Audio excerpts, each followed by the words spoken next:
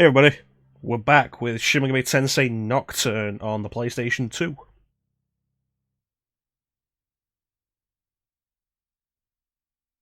Playing Nocturne now, because it's finally time.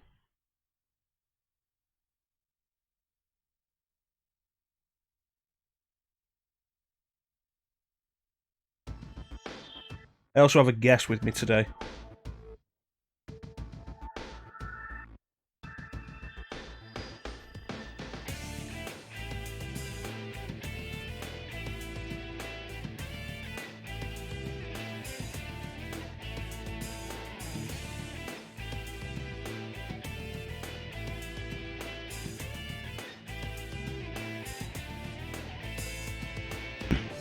It is time. How you doing, now? ChanceEm, you want to introduce yourself? Uh, sure. Hey, I'm ChanceEm. I normally stream like JRPGs, adventure games, Animal Crossing, stuff like that over at my channel. Haven't been streaming a whole lot lately because I just moved, so I'm having to get all that set back up. But yeah, that's basically what I'm into. So ChanceEm redeemed Shin Megami Tensei Nocturne playthrough, and has decided to join me for this, which he's more than welcome to. And we're going to be going through this together, and it should be a bunch of fun. And pain. Definitely a lot of pain. A lot of pain. So we're doing the Shin Megami Tensei Nocturne hard type mod, which, ChanceEm, you have the page open right now? I do. Could you link it in the chat, please, for anybody who's interested? Yes.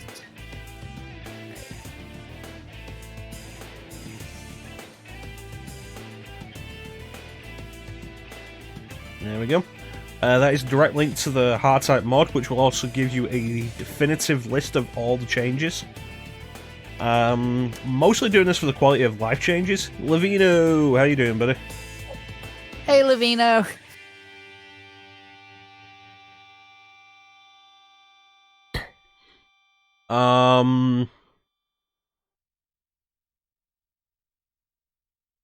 There are a lot of rebalancing changes if you play it on hard mode to make it a more challenging but interesting playthrough.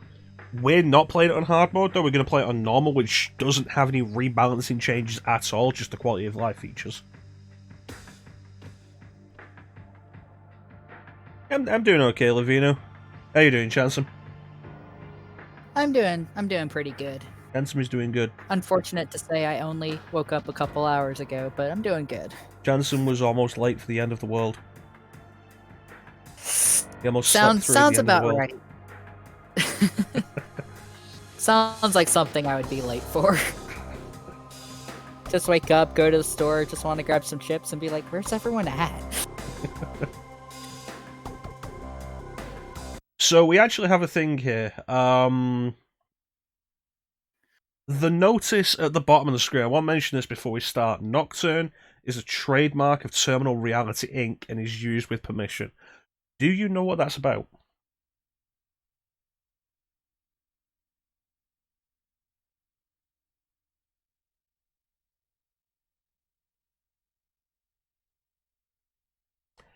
Stream is disconnected. Gonna assume I've lost connection to ChanceEm.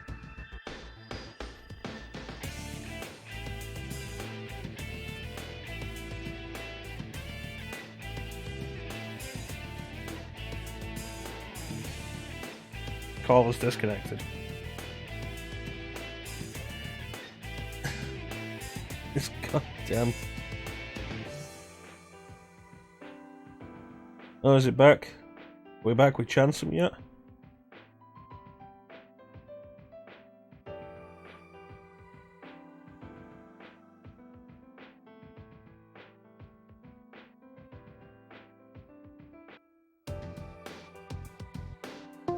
Okay, I'm gonna try and reconnect with ChanceEm. ChanceEm. I'm here. There we go. I lost connection to basically everything there, which, you know, is always a great way to start the stream. I mean, it wouldn't be Mega 10 if we didn't have some type of difficulty. He's coming for us already. Haven't even started the game and it's already trying to kill us. Damn you, Yehovah. I see. How you doing, buddy? So yeah, what I was saying before I was rudely disconnected. This thing at the bottom here, Nocturne, is a trademark of Terminal Reality Inc. and is used with permission. Do you know what that's about, ChanceEm? I actually do not. Terminal Reality are probably best known for the Blood Rain games. Oh. But before they made Blood Rain, they made a game called Nocturne.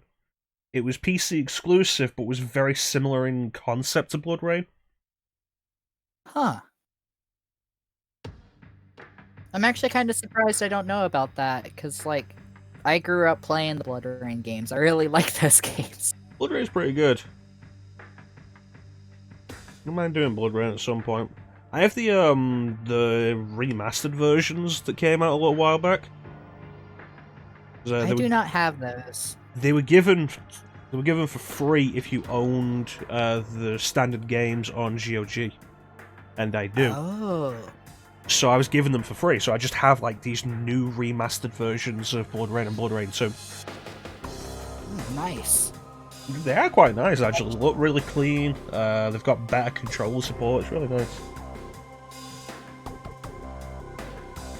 I actually need to get a new copy of Blood Rain 2, but that's beside the point. Blood Rain 2 on Xbox has shot up in price, I have noticed that, because it's backwards compatible now on Xbox One. Xbox is actually the version I played. Yeah. I never played Blood Rain as a kid. I had Blood Rain 2 and I did have it on Xbox.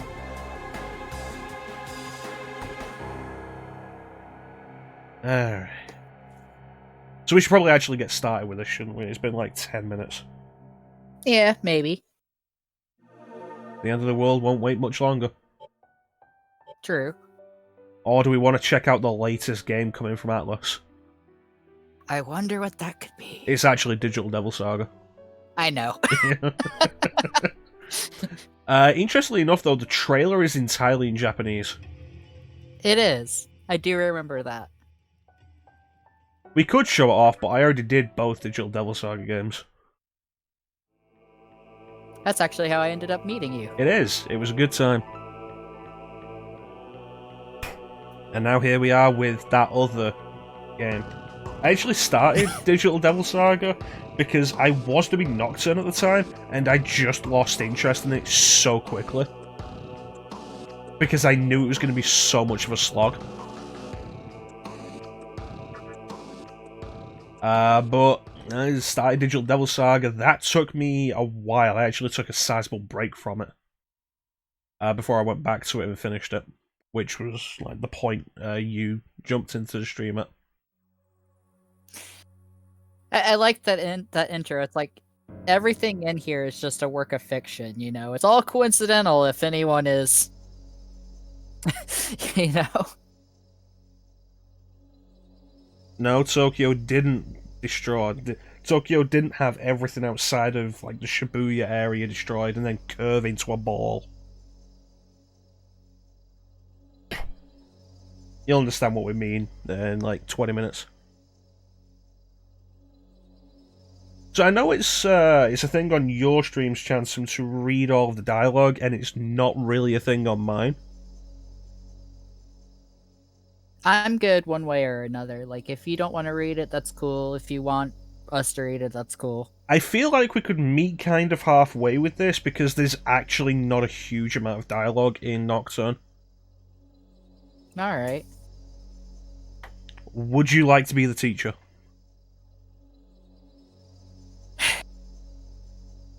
I suppose I could be the teacher. I don't mean naming-wise, I mean do you want to voice the teacher? Oh. Sure. I can voice the teacher. Alright. Do let me know if there is any delay on my end or anything like that. Let's see. A world that loses its power will fade away into nothingness.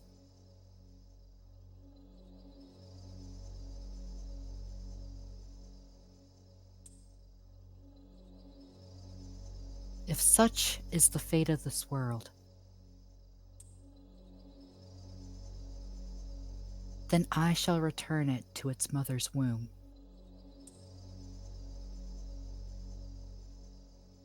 The world must first die for it to be born again.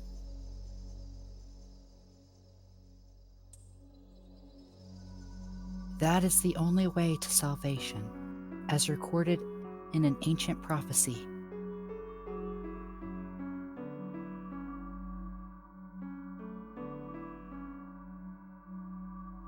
The world will fall for its sins, and humans will all disappear.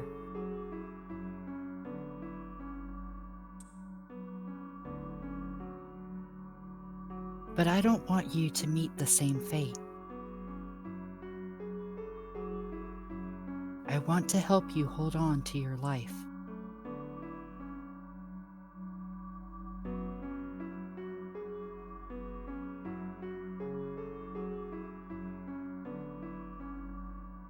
To do so, I need to know your name.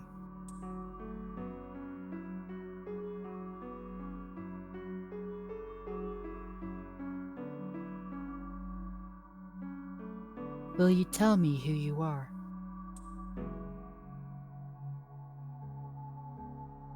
That's right. I am actually Nicolas Cage. I was trying not to laugh immediately after saying that because I was ending that statement. It was right when I saw that in chat.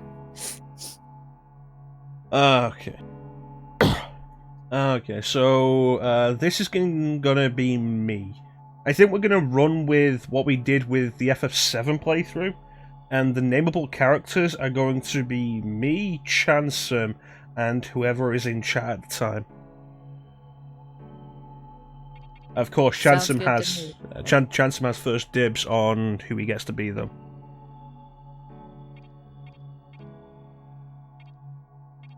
Let's see if I get killed a second time.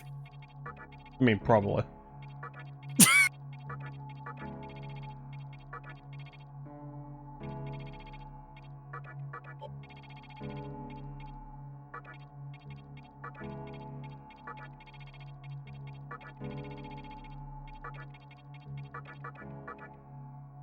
And the nickname...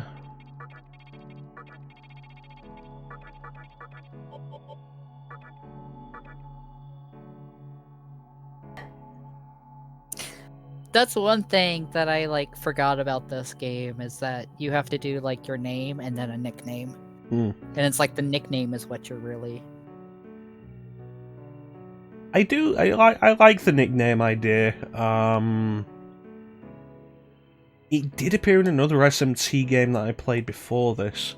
It might have specifically been Devil Survivor. But I don't. It's been a while since I've done Devil Survivor. I don't remember if it had a nickname thing. Yeah. I can't remember either, but I do remember there's one other SMT that does that. Persona 2 does it.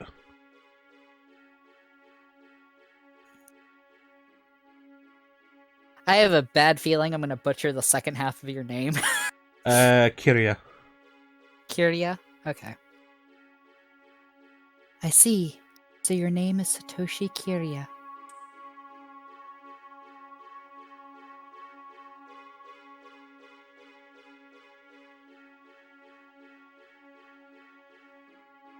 As of now, your will to live shall be sustained.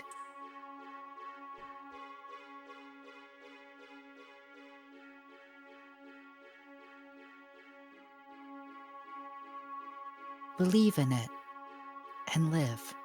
Believe it! Well, now I just don't understand.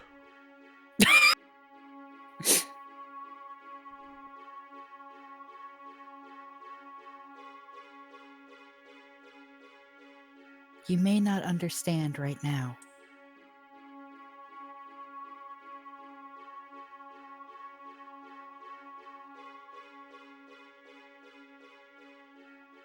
But please, don't forget what you've heard here.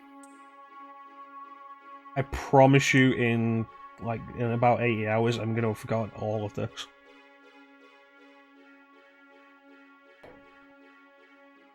I am the nurturer of the next world.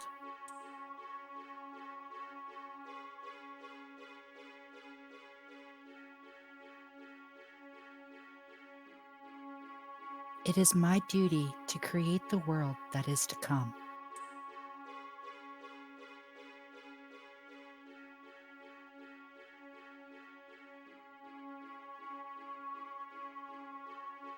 Now, I want you to say my name out loud. So, ChanceEm, you said you didn't really want to be the teacher. No, I'm fine being the teacher. You should. You can be one of the friends if you want. Oh, well, the teacher already has a name. Well, they all already have names. There is actually a little bit of trivia I want to get to when we get to Chiaki. Mm-hmm. But that's for when we get to Chiaki. I feel dumb because, out of everyone, I forgot that the teacher and the main character actually have names. I knew everyone else had names. I remembered that, but I forgot the main two. I don't think there's actually a canon name for the main character.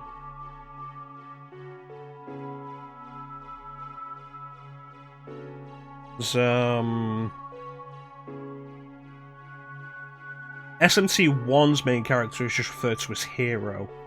2 is Aleph. 3 is just referred to as Demi-Fiend, and then 4 is Flynn. Yeah.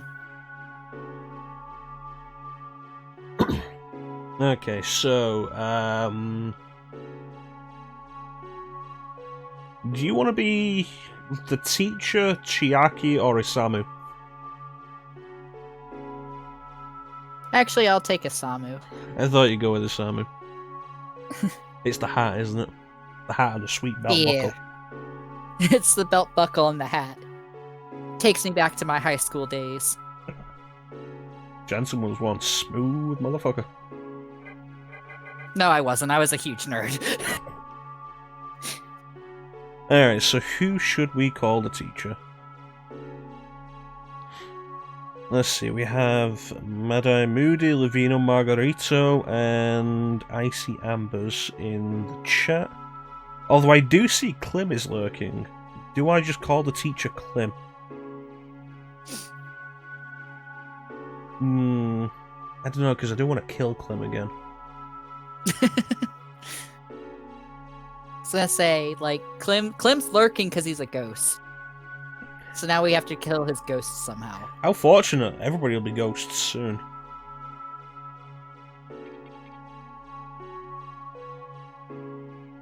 Can't create the end of the world without making a few ghosts. Klim is dead. How you doing, Klim?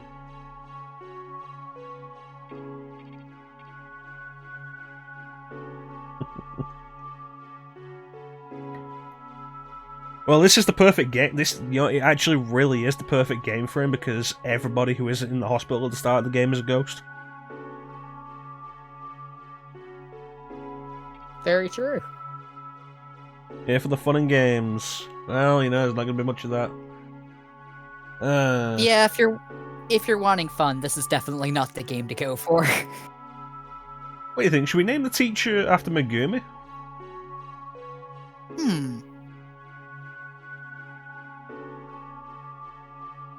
Yeah, she wasn't able to make it for Final Fantasy VII. Yeah, that's a fair point, because she did want to be Yuffie. Alright, so the first name will be Megumi. We have to figure out what the second name is going to be. Well, she's Megumi the Great. Yeah, I want to try and work that into a better name. I'm gonna have to tell her, it's like you told her that her name is bad. There we go, we'll combine the Great, we'll combine the and Great into Threat. Megumi Threat. Megumi Threat.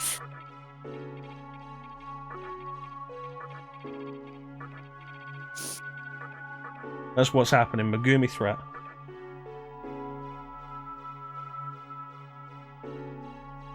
That's right, my name is Megumi Threat.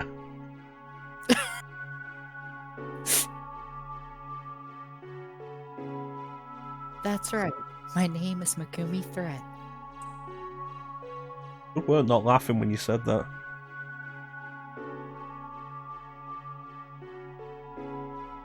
I'm holding it back. Not so good, though.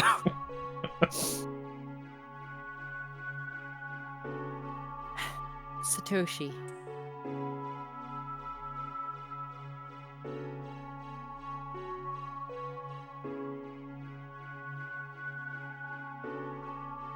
I won't shed another tear, not even at the world's end.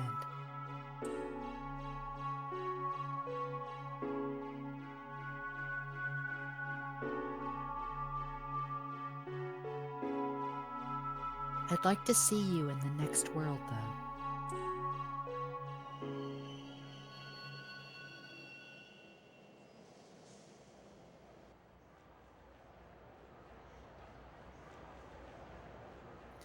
Go ahead and wake up.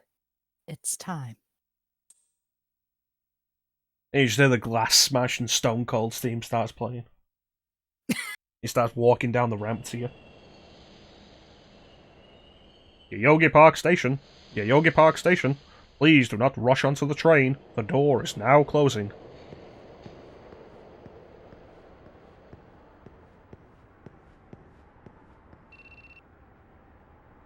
Oh yeah, we gotta name our friends now. I forgot we do that before we get to the hospital.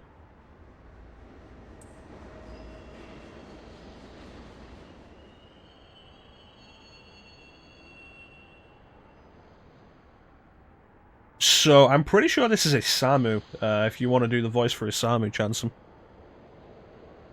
Since you're going to be a Samu. Oh yeah, fair point.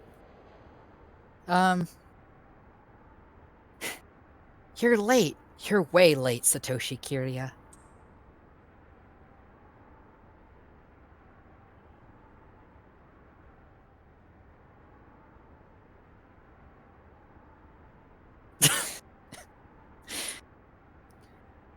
You haven't forgotten that we're going to visit Miss Threat, have you?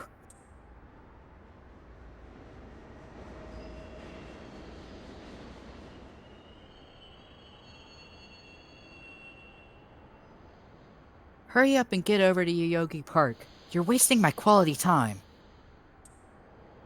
It's from your classmate. Enter his name. Lil... Bitch.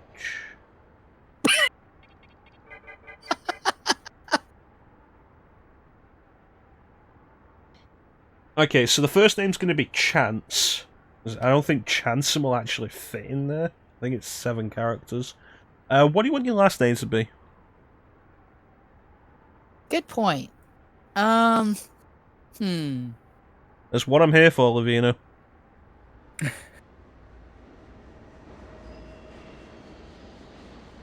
I mean, like, that's kind of lame, though. It's like, you could put gaming as my last name, but that's kind of lame. Yeah, that's kind of what I was thinking. Do you want to go with Myth? Sure, that's fine. Since that's kind of what you were thinking at one point. Mm-hmm. Alright. Yeah, I was half tempted, like, I was looking into changing my... I was looking into changing my, like, handle on Twitch, and I just can't find anything good at the moment that either rolls off the tongue good or isn't taken. Oh, we could fit ChanceEm. We're gonna go with Chance, though. I think it'll roll better. Yeah. That sounds like a name an anime character would have. Chance Myth. For the name like Chance Smith, I should be the main character. Get out of the way, like, anime shirtless boy. Not shirtless yet. Not yet.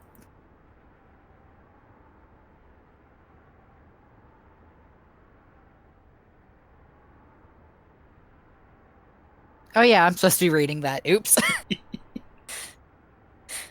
This is going to be a long playthrough. I don't care if you come or not, but Miss Threat's nice to me when you're around. Actually, that does give me a thought. Because the picture was choppy previously. But it won't matter if it's choppy if you use it to just read from. That's a good point. So let me see if the stream will hold up while we do this. There we go. And of Alright, course, you're not going to get any audio with it. Yeah. Why did I hear it disappear?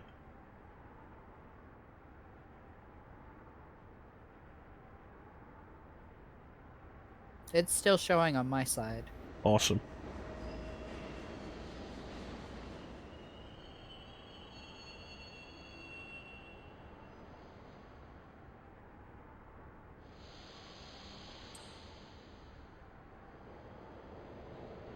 Oh yeah, you better make sure you look nice for her. How about the jacket you bought the other day? You know, the one with the demon graphic on it? You know, that demon graphic is actually something. I'll have to try and get a close look at it, but it is actually something. You're just the mood maker. Don't forget that.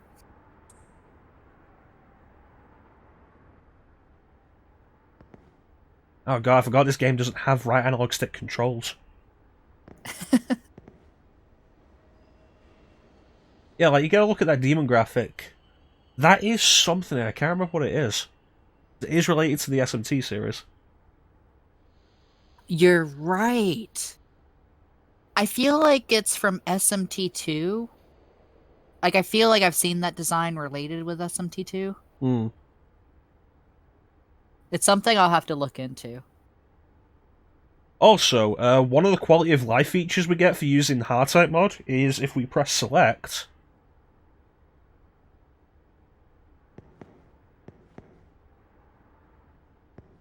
Oh god, this is janky as hell.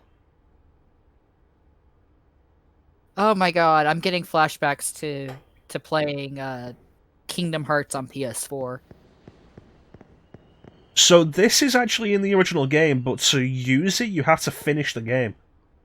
And then you can use it on New Game Plus. But the hard type mod just gives it to you. This is the first person mode that recreates the dungeon crawling experience from SMT 1 and 2. See, I wasn't aware of that because I've never been able to fully finish the game. Namely, younger me was a lot more angry and short-tempered with video games. And due to my dyscalculia, I get lefts and rights mixed up really easily, and I just want to say screw the Amala network. Boy. So You know, with a little bit of luck, maybe we'll get to the first trip to the Amala network before we finish today.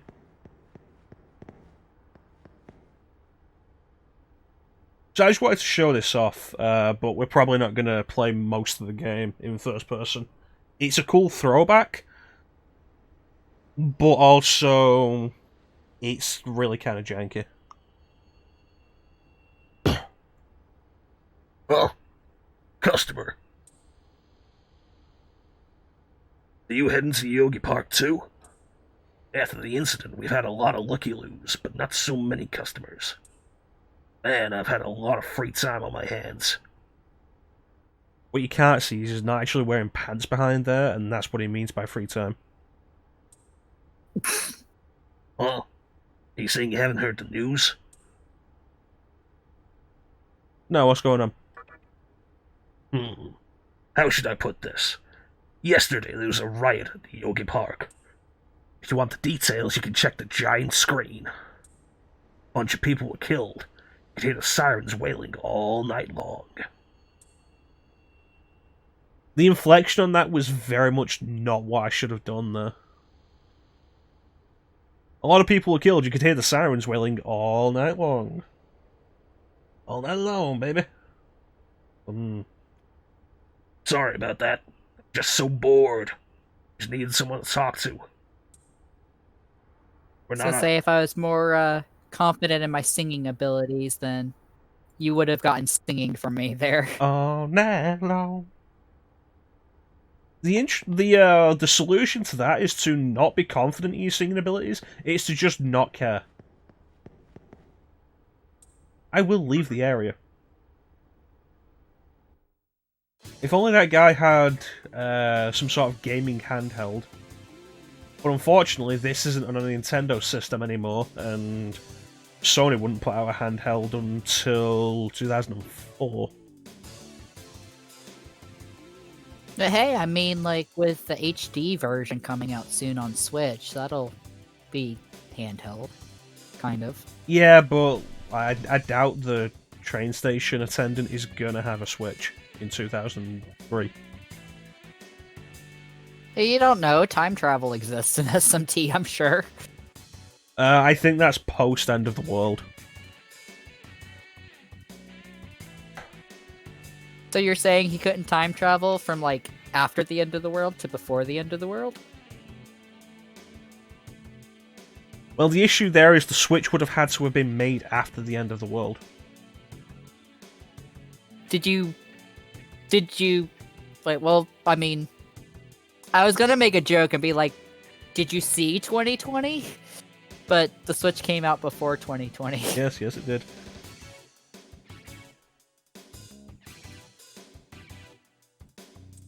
I think the main thing with singing is like to just do it for fun.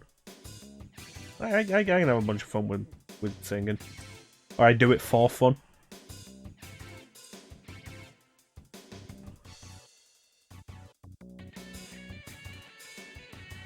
Even I can't forgive Cyber's communication for destroying the park for their own profits.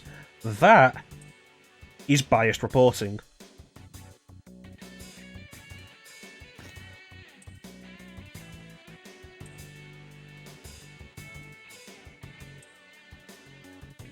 So how do you feel about this map system, ChanceEm?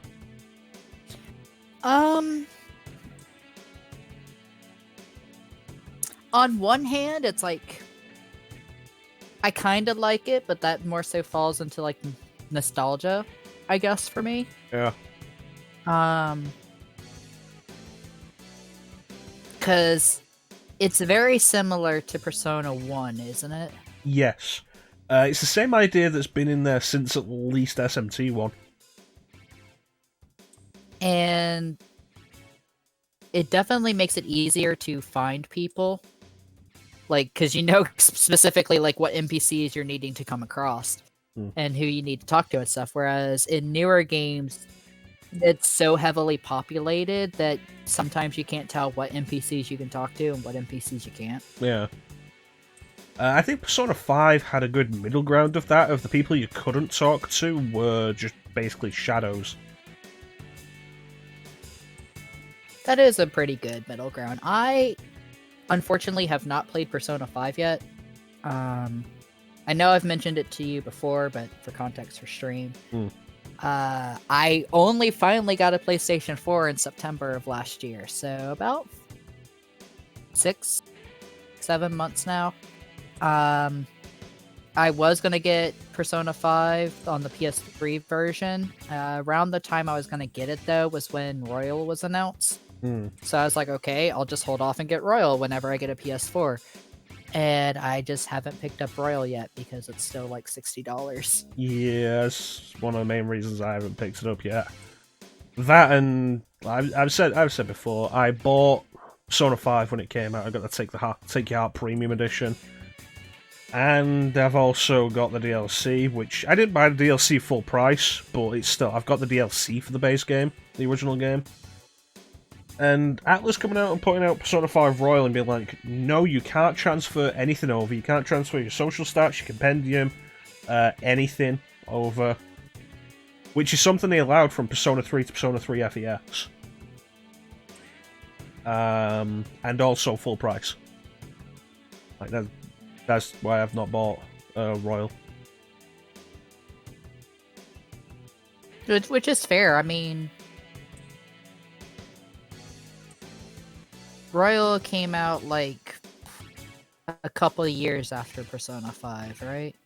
Yeah, I think it was about 2-ish. Which, I mean, it kind of falls in that regard, or makes me think of the whole, like, Kingdom Hearts original and then Kingdom Hearts final mixes back when that was a big thing. I've noticed with Kingdom Hearts 3, they aren't doing that anymore. No, they just put out Unless you overpriced count DLC. deals.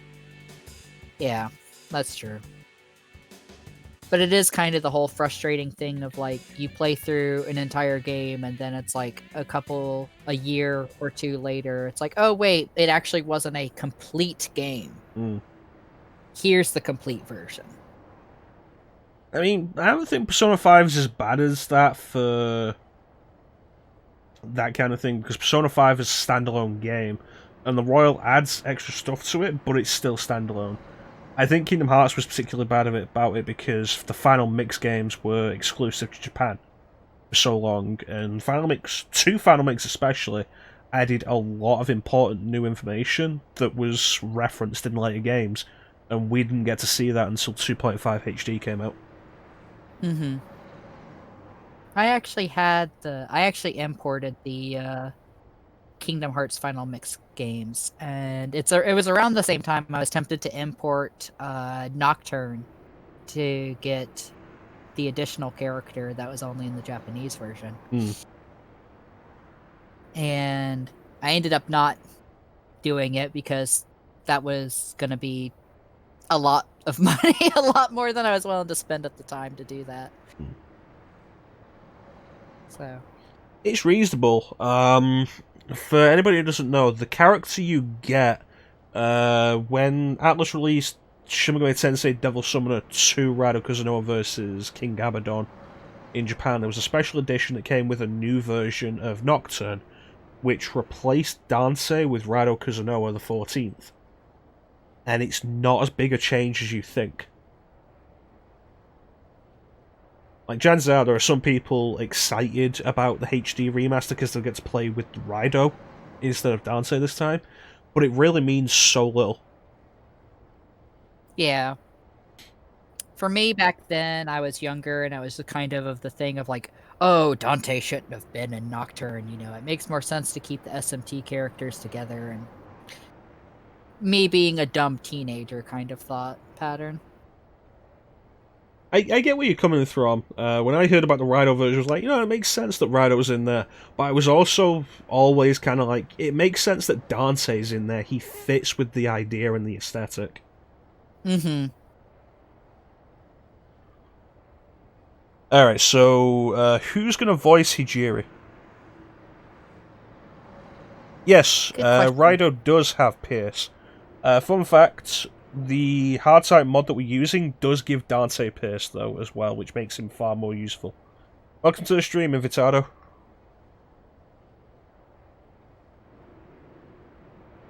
So yeah, ChanceEm. Who should voice Hijiri? Is it Hijiri or Hiriji?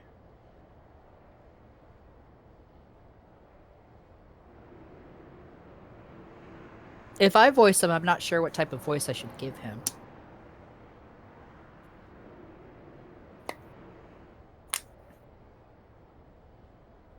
You know what? I want to see. I want to see how that would go. 'Cause I'm thinking kind of like how when Brian Drummond started voicing Vegeta in Dragon Ball Z. And like, have you ever seen the Ocean dub of DBZ? Yes, but it's been like a decade. Like, Brian Drummond gives Vegeta this really evil voice because he was an evil character to begin with, but then he becomes good later, which was not something they were aware of when they were dubbing it. And so Brian Drummond had to take this evil voice and do a good character with it, which was really kind of neat when they get to the Boo Saga and he sacrifices himself. Mm-hmm. So if you're gonna go with anything like that, I want to see how you'll adapt to any kind of change any character might have. That doesn't mean you have to voice Hijiri.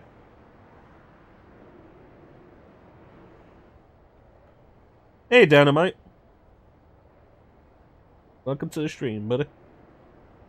We're doing good, we're doing good. I just wanted to say welcome to everyone as well. Sorry, I wasn't trying to, like, disregard or anything like that. That's cool, it's my job to welcome people. You don't have to do that, ChanceEm, you are just a guest. I could have worded that better than Okay. saying just a guest. Be our guest. No.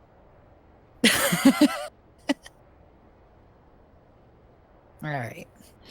So, do you want to do Hijiri or should I? I'll give him a try. Alright. Great. The entire park is closed. Hello, Snake.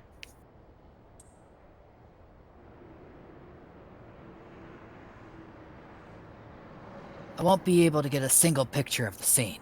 Just my luck.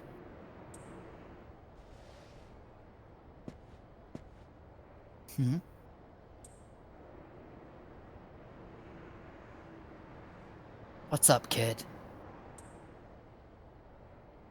Nothing. Oh. Okay. If you're not interested, then it's better not to get involved. You wouldn't believe me if I told you that there was a struggle between two religious cults, would you?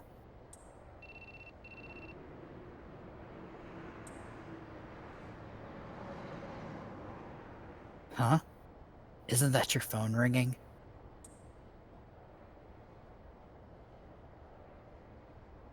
Oh, okay, this is Chiaki. I should probably voice Chiaki then. Because you're doing Isamu and Ms. Threat. Alright.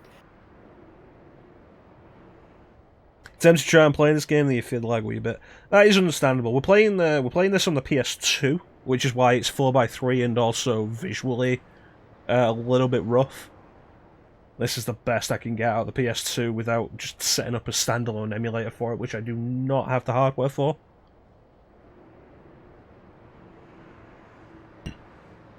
I will say, if you can get past the lag and the performance issues the remaster's supposed to have, the game itself is fantastic. Yeah, now I need to think of a voice that isn't just like stereotypical, I can't actually do a high-pitched voice. I try and it just disappears, like, ah! Nah, I totally get that. There's only like so much level of high that I can actually reach, and then my voice is just like, nope, we're Yeah. out. Hi, Satoshi. It's me. That's not actually the voice I'm going to go with, I just wanted to do that.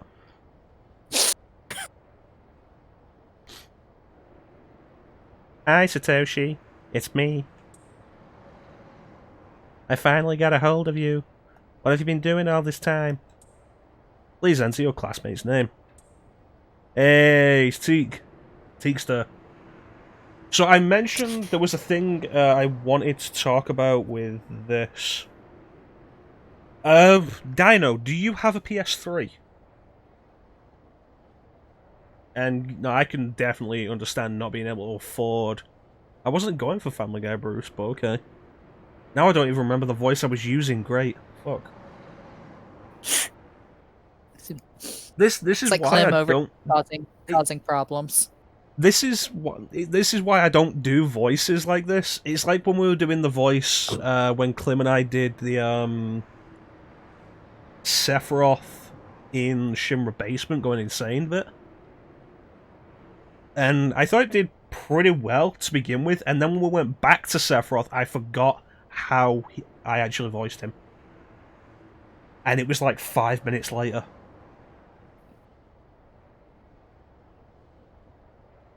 No, you don't have a PS4.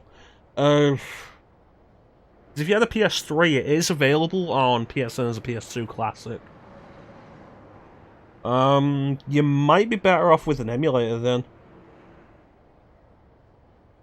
I think physical prices, this game has been going up quite a bit. All the SMT games on PS2 have, haven't they? Haven't they, ChanceEm? Yeah, I know I've been looking into it recently, and a lot of PS2 and a lot of PS3 physical copies have been going up in price significantly. I'm going to blame the PS3 store closing for that. I know I have a friend recently who was buying some PS2 games, and mentioned to me the exact amount that they actually spent, and I was like blown away. So, yeah.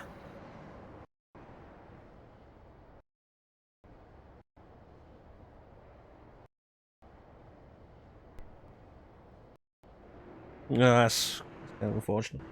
You might be able to grab a cheap PS2. I don't know. Try emulation. I don't know how difficult this game is to emulate. You'd think it wouldn't be that difficult, but I know some of the coding and textures can be kind of a problem sometimes. In regards to Dino's comment about their PS2 and the discs taking like 3 whole minutes to load, there was someone I saw recently who actually modded their PS2 so that it didn't load from disk. It loaded from a backup hard drive that they had modded onto the system. Mm-hmm. So they were playing the games through the system, but everything loaded through a hard drive as far as games and such. That's a very good point. It's a good way to get more life out of your PS2. I have mentioned it before. The best thing you can do with your old systems now is to try and find ways to load off alternatives to discs, because the system's getting older, they're going to expire soon, and the first thing to expire is always the motor or the laser. Mm-hmm. And I don't often talk about the setup I have for streaming games, but we are actually doing this off a hard drive on the PS2.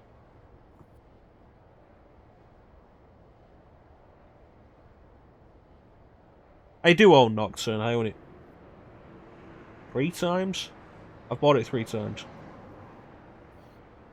I have one copy of it around here somewhere. R-Type crashed on consoles for you in random battles. I hope that doesn't happen, otherwise we're gonna have some issues.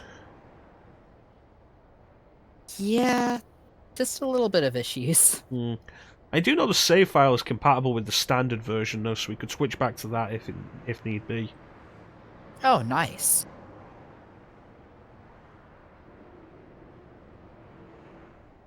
Alright, so to push forward to the game, the info I wanted to talk about with this. Yeah, we're playing this on actual PS2. Chiaki Hayasaka isn't actually what she's called in Japan. They changed her name in the West. Huh. Her name in Japan is Tachibana Chiaki. And they changed... I recognize that name. They changed her last name because it's 9 characters in English. So wait, did they shorten the name input in the English version? The awkward thing with that is, like, I think they usually extend the name input for English versions. At least in more recent games that are past, like, Super Nintendo. Because Tachibana, I think, is actually 3 characters.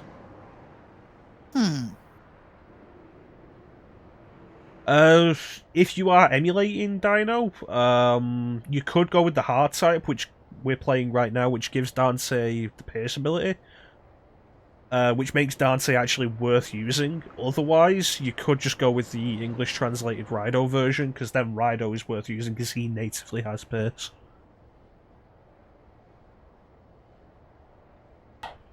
Alright, so let's change Chiaki's name. Who are we gonna call Chiaki?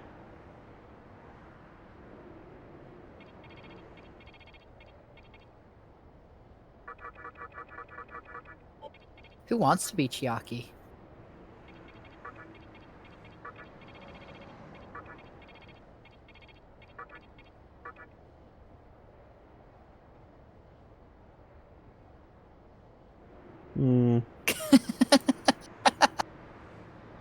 I mean, that fits.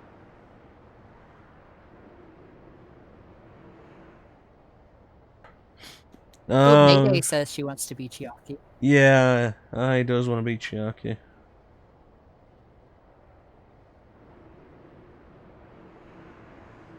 Well, we know Klim's going to be hanging around as a ghost anyway.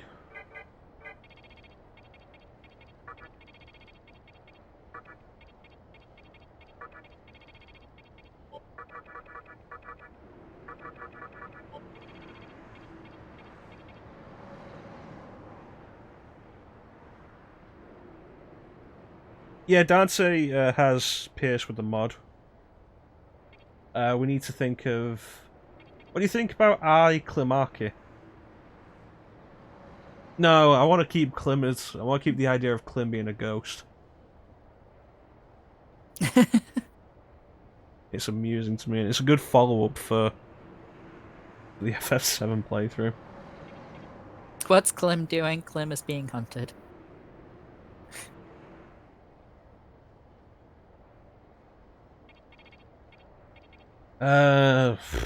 So we need a name. You know, I know what we'll do. Hmm.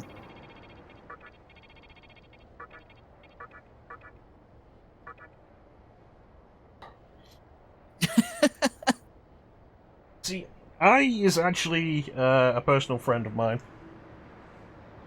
And her Final Fantasy XIV name is actually a name I came up with. Huh. Which is Maya Furore.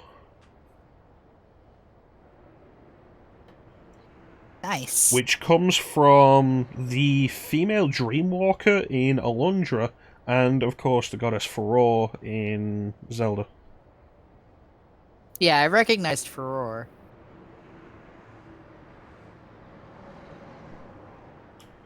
You know, I don't know, Dino. I do not know. I haven't actually done the hard side much. I could see if it was chance, but you're never late. Did something happen? Where are you now? You Yogi Park? Well, since you didn't show up on time, Chance and I left without you. We're almost there. Given her a southern accent. It just appeared, and you know what? I'm gonna go with it. Chiaki is now southern. So yeah, I'm sorry, but can you come directly to the hospital? You know which hospital it is. Yeah, Shinjuku Medical Center. Just go east from Shinjuku Station, and you can't miss it. Oh well. I wanted to talk to Miss Thread about what I should do after graduation anyway. Is now the right time for that? What? I care about my future, thank you very much.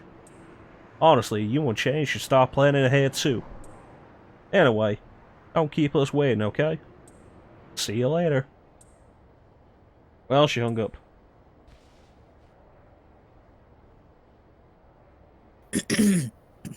Hey, wait a minute. You're going to Shinjuku Medical Center?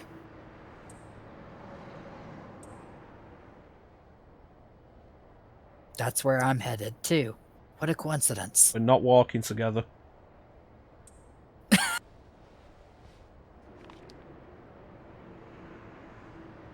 Here, take this. This issue isn't out yet. Okay. You don't know what happened here, right? Then you probably don't know what kind of place that hospital is either. The report on the Gaia cult and the scripture of Miroku. It's an interesting read.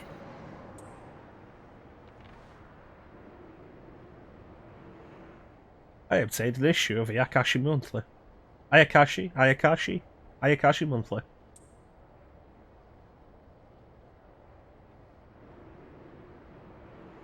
You wouldn't normally associate a hospital with the occult, but that place is different.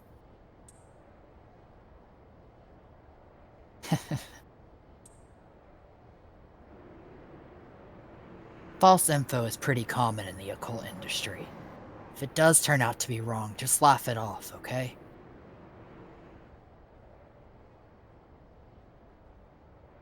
You know, that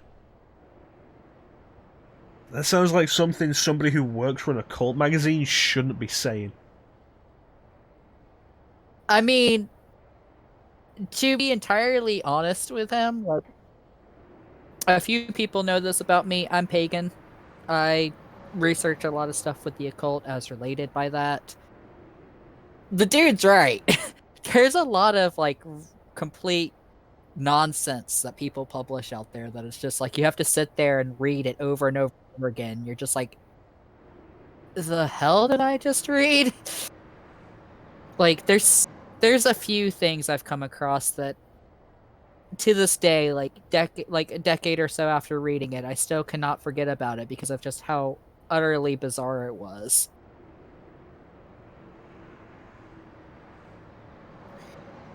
I feel like we're approaching this from different angles. Like, my thought is like, okay, false information's pretty common in the occult industry. Just if it turns out to be wrong, just laugh it off. Okay, so you've printed that this hospital is the base of an occult group who plans to end the world. Isn't that kind of libelous? If it's not right? I mean, that's a fair point, too.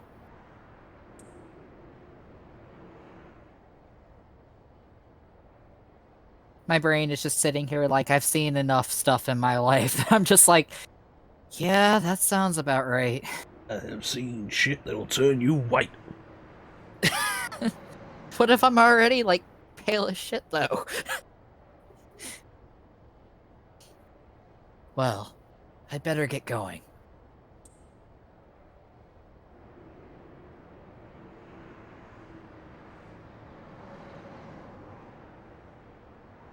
My name's... And here I feel really stupid because, like, I completely forgot how to pronounce this dude's name. Frank F. Johnson. Frank F. Johnson. Honestly, if you want to roll with that, we spent the entire Final Fantasy VII playthrough calling Shinra Obama. I mean, that's true. Alright then. Fine, we're gonna roll with this. My name's Frank F. Johnson. If we ever meet again, let me know what you thought about my article. We're gonna have to call this guy by his full name every time now. I know. Alright, so we've spent a lot of time doing basically nothing, so let's actually go to the hospital.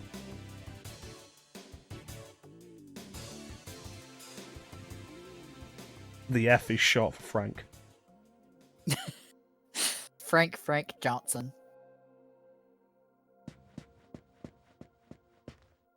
Kind of makes you think of those people, like, have you ever thought about Billy D. Williams and what his name actually is? Actually, until you brought it up, no. Yeah, it's like, why would you name your child William Williams?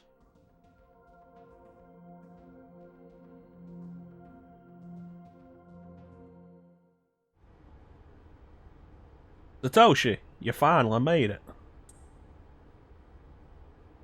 You know, this hospital, it's a little strange. There's me trying to put on actually a different voice than just my voice with the southern drawl. just give her like a different voice every time.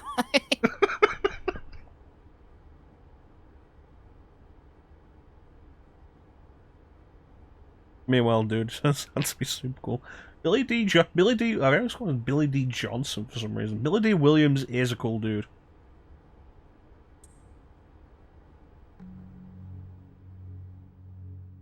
There's nobody here. Not a single person. Okay, now it's slowly becoming Dr. Phil. Look, even the reception desk is empty. Isn't it creepy here? I don't like it. I need to fucking stop with this.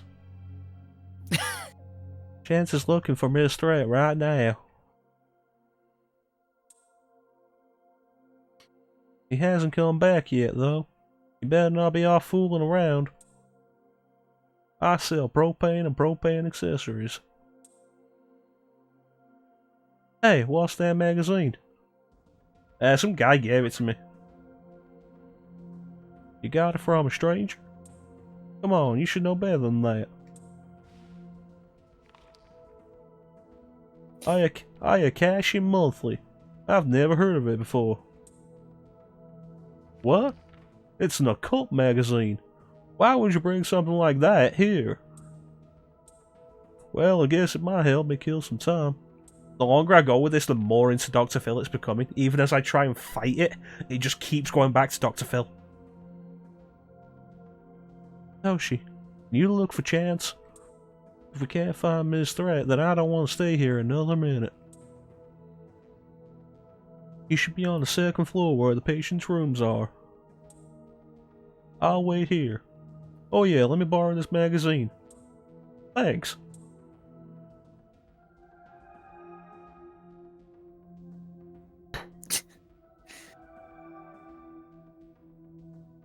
I like how she just scolds you for like taking a magazine from a dude that gave it to you. It's like the magazine is essentially like candy now. It's like you shouldn't take candy from strangers. How dare you? But give it to me. I was like, hey, you the demi fiend? Get in the van. I've got Megatama.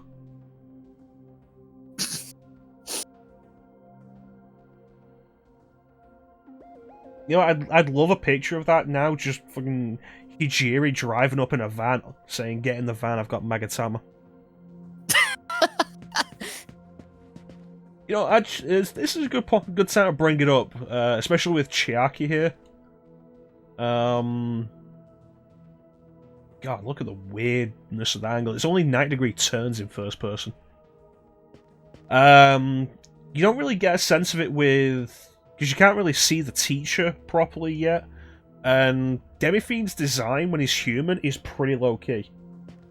But Hijiri kind of has it, and I think Chiaki really emphasizes how clean and cool Kazuma Kaneko's art design is for characters. Mm-hmm. And of course, we're going to see it as well when we go and see Chance. She's wearing her jorts and her jutes. I'm sorry, what? Her jean jutes. Oh my god, you're right. Well, they're not. She's just like all in blue jeans. They're not jorts. It's like a one-piece skirt thing. Is it? I can't get a proper look. The talk dialogue's in the way.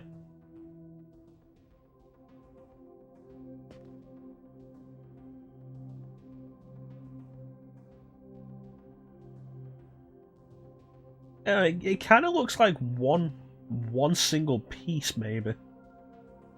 So it's like a dress, a dress.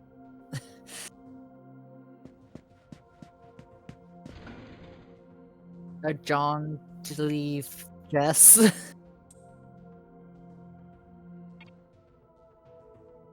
Just think that's a dress.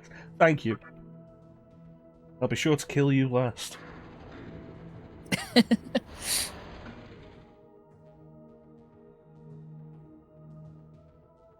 gonna love that later on. Be like, hey, I. Remember when I said to kill you last? That's right, Chrono, you did. I lied. Gaia's rage.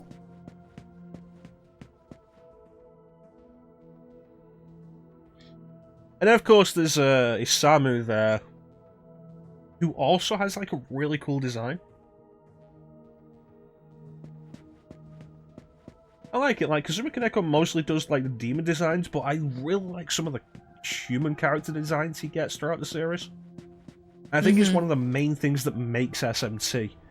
And as much as I like SMT4, it was definitely missing from that, where Kaneko didn't do the character designs.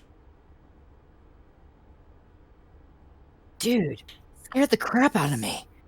Toshi, why'd you startle me like that? Did you say Satoshi or just Toshi? I said Satoshi. Because all I'm guessing there was a little bit of a thing with Discord, just like for a second. We are not having my nickname. We're not having my nickname be Toshi. Sup, Toshi? Okay. You know what? You'll be first. Like I said, you gotta kill me twice, don't you?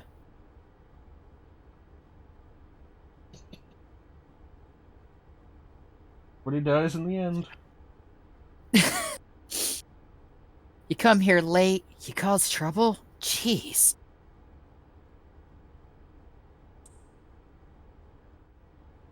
Forget it.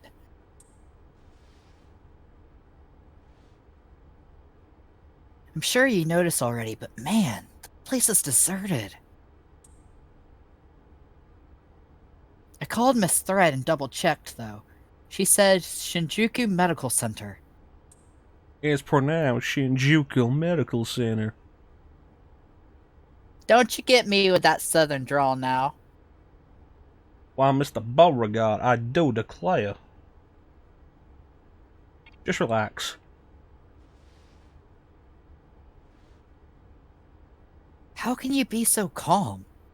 To tell you the truth, I'm getting kinda nervous.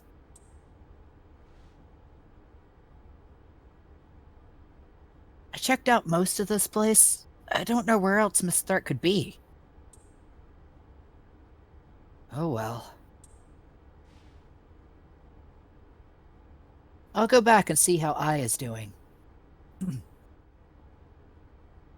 She's probably all mad at me because I've been gone so long. It's hard to please a girl with her upbringing. See you in a bit, Satoshi. I really hope that this is nothing we should be worried about. Gantz left the room. Well, nothing else for me to do but dance.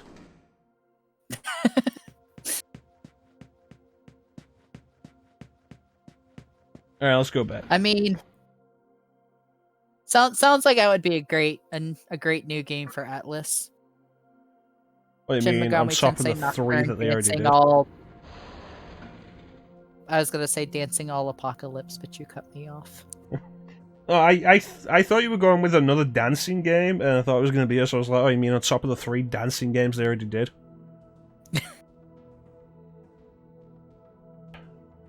Dancing in Kagutsuchi Light.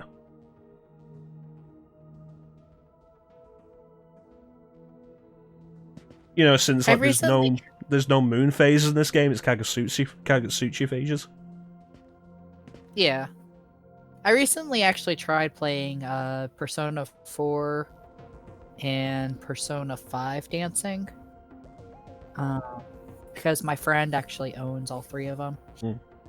And they are really difficult to play if you're used to other types of rhythm games. Yeah, I feel like the interface is too spread out.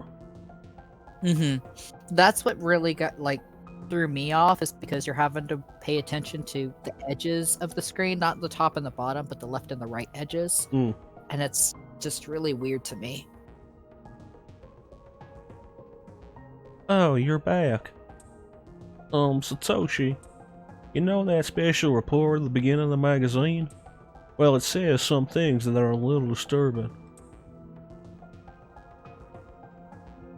According to the report, there's a group of demon worshippers that call themselves the Gaia cult. They're right here in Japan. Anyway, they believe in this book of prophecy called the Scripture of Magroku. In that book, it says the chaos will befall the world. And these people are actually trying to make that happen. The reporter was unable to learn what is meant by chaos. It could be worldwide terrorism, or some other tragedy. But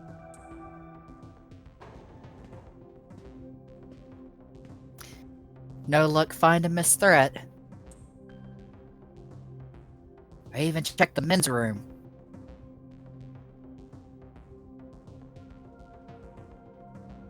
that's a really fucking dumb thing to say.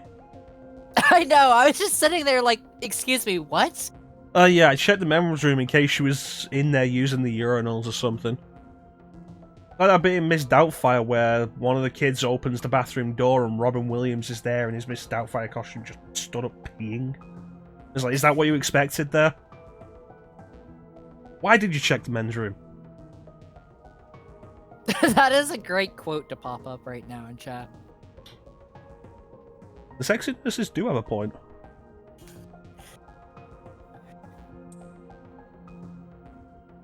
Maybe that's why she was in the men's room. She was actually being like dressing up as a sexy nurse from Silent Hill. I don't know why you'd use the men's room for that. Then again, I've heard women's bathrooms are like supposed to be more disgusting than men's. Yeah, men's restrooms tend to be like cleaner from what I've noticed, at least from jobs I've worked. I don't think we needed to know that. We're in the middle of a conversation, so please save the details for later. Well, geez. Sorry, Dr. Phil. Now where were we? Oh yeah, read this part. A hospital on the east side of Shinjuku is closely linked to their plan. Let me guess. It ends with more to come in our next issue, right? I wasn't done, you little bastard.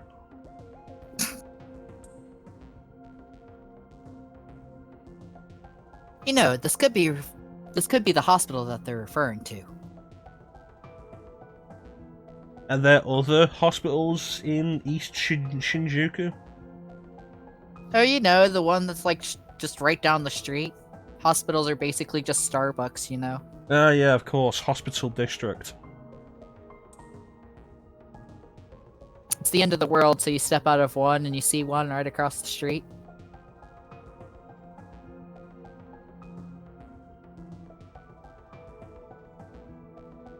Never safe to snack in the apocalypse, Lavina.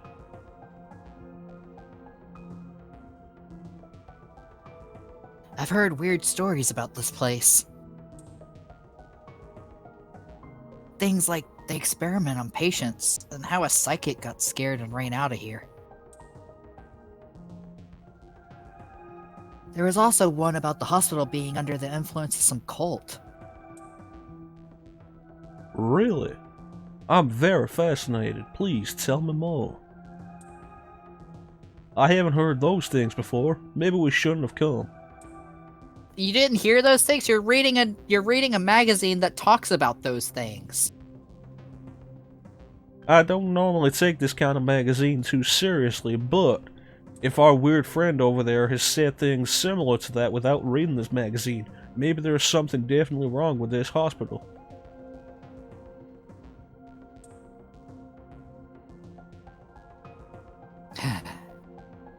Yeah, I'm glad you actually did vocalization for the ellipses.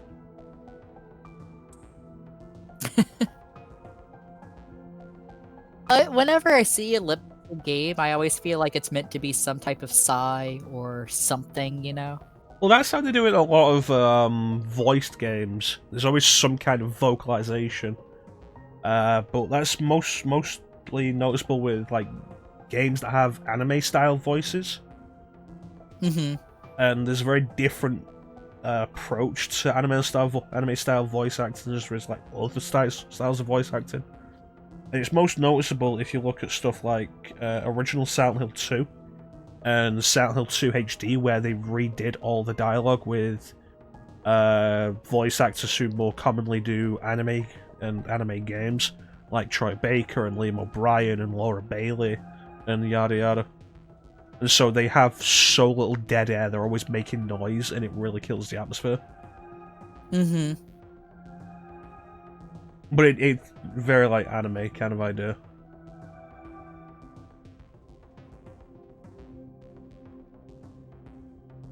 I'm worried about Miss Threat.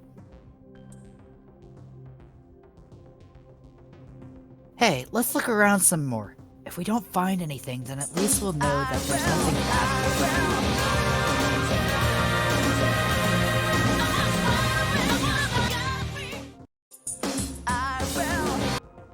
Yeah, I don't want that to double, thank you. Megumi, let's give Klim's giving Megumi a shout. Thank you. Hey, Meg! So, Thanks ChanceEm, for the raid. I'm gonna need you to reread that because you were cut off by the raid alert. No worries, I can do that.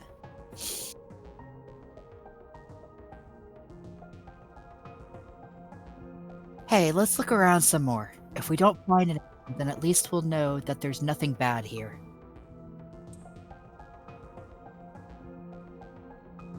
Yes, Lavino is right. We did put you in the game, Meg, to make up for you not being able to be put into Final Fantasy VII.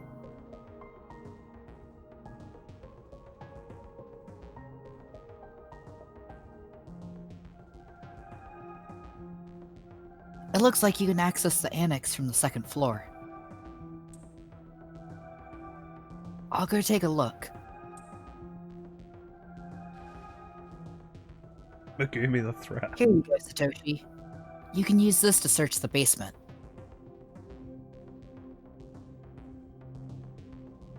Megumi the threat.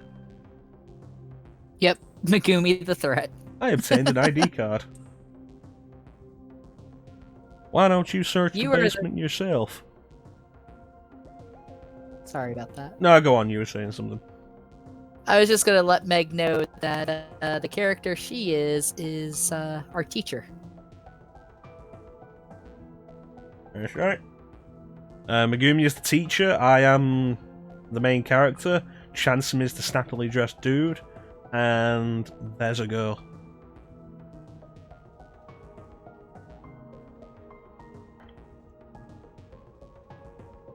Yeah, the teacher with the weirdly close relationship to the 3 students in general and 1 student in particular. That's weird, don't you think? It's like, you know, I'd like to see you survive the end of the world. Come and visit me at hospital. Like, no. No. It's like just you 3, though. Don't tell anyone else to come to this hospital. Just you 3 come to this hospital. Threaten their grades. I mean, she's called Miss for a reason. It's just the whole gimmick around them. You're not scared, are you? Of course not. Sure, she's not down there. That's why I'm having Satoshi go.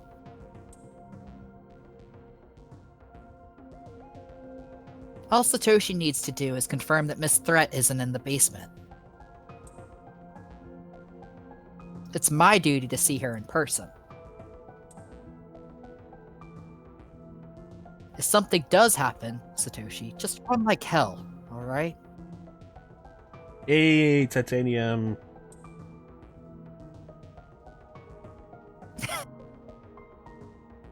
I can't believe him sometimes.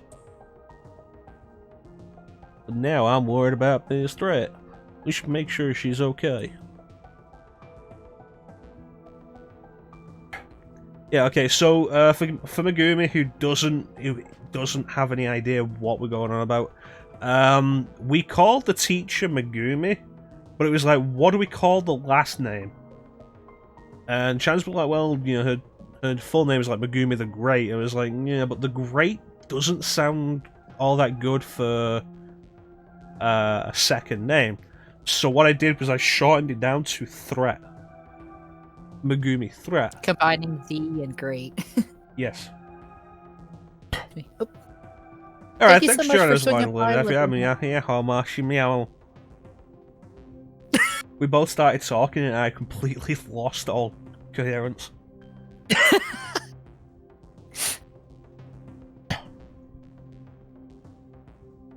Thanks for joining us, Lavino. You take care of yourself, buddy. Yeah, Threat is great. But have a good day, Lavino. And thank you so much for hanging out. I appreciate it. It's been almost an hour and a half and we're still not at the end of the world. It's like, hey, you thought FF7 took a long time. We are dragging this out. I mean, are you wanting the world to end? Oh, I mean, that's when things get fun. That's when we get to see Klim again. This is Nocturne. What's fun? Well, it depends. Are you into pain?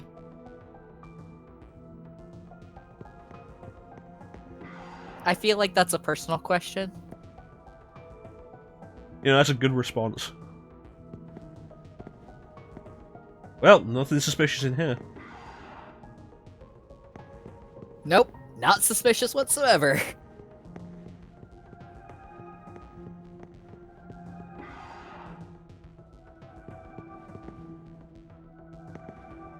Oh, hey, it's the morgue. I mean, it at least, looks like a morgue and doesn't have weird floor decor. It makes sense for a hospital. So here's like one thing I always have kind of an issue with every now and then when I go back to Nocturne. There isn't actually any proper analog support for this game.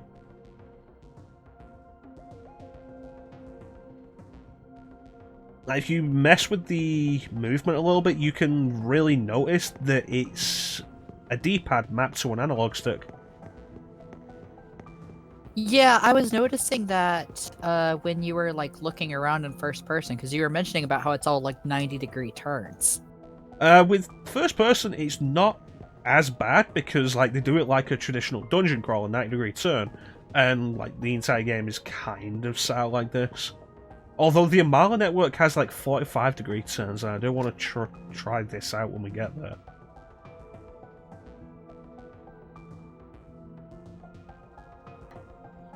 Oh no, this is going to take longer than FF10.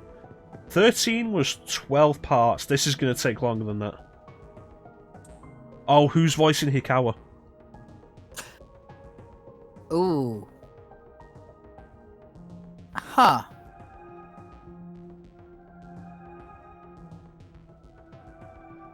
You know, I was gonna say, do you want to take him? Because I'm trying to remember if there were any scenes of Frank F. Johnson and him talking to each other. Oh, you know, I don't actually remember, but yeah, no, I'll take him.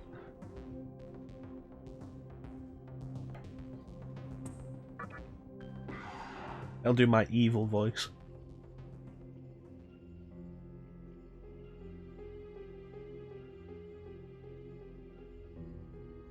Well, what do we have here? So your evil voice is like your normal voice. Yeah, that was the joke. You're giving us the truth here. Well, what can I say?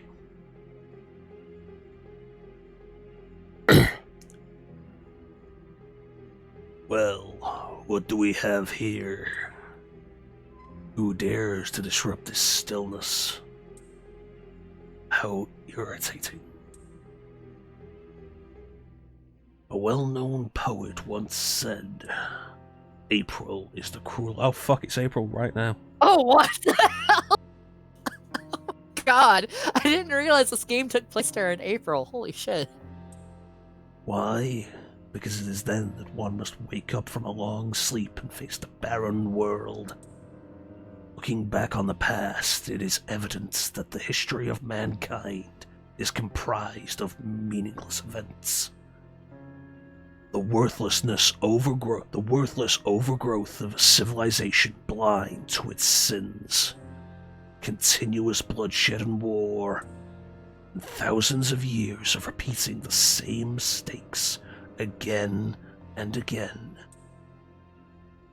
The world must start over from the beginning. The way to salvation was foretold in the scripture of Moroku, and today's the day that prophecy will be fulfilled. The old world will sink like a setting sun, and the new world will arise in its place. Who are you? From what I remember, you're not one of our followers who survived the purge at the park. An acquaintance of Miss Threat? Come to think of it, this was a hospital, wasn't it? I see. Came to visit her. However, even a pebble creates ripples when cast in water. And then Hikawa proceeds to do like the smartest thing any video game villain has ever done. I do feel pity for you, but your life ends here.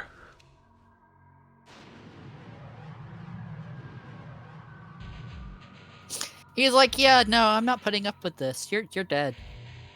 it's an interesting choice. Like, yeah, no, you are powerless. You cannot stop me or what is to come.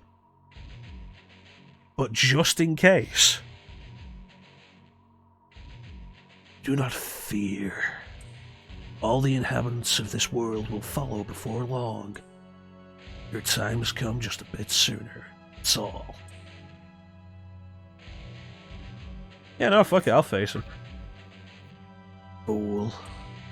No one can overcome their fate. Maybe, but it's better to face it than to run from it. Bitch.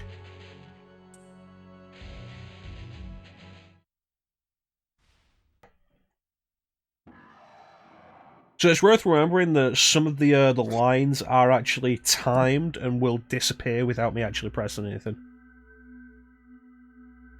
Alright. See. Which is exactly what What? just happened when Megumi just shouted stop.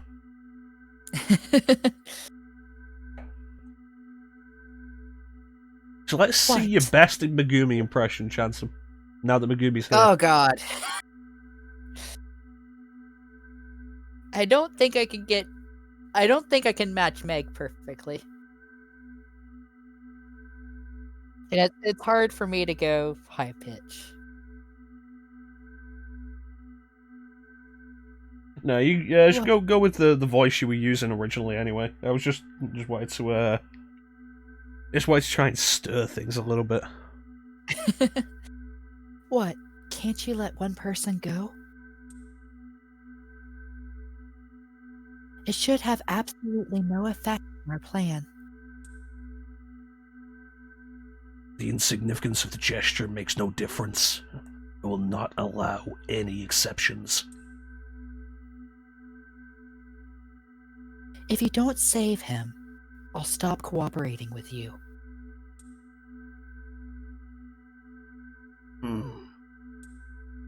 Such a troublesome maid.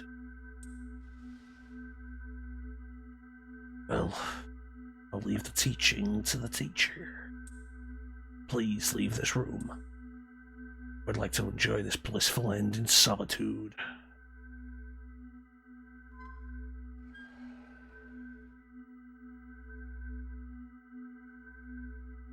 Satoshi, I'll be waiting on the roof.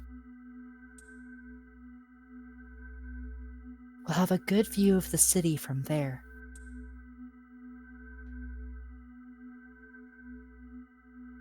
Come see it with your own eyes. Witness that which will change the world.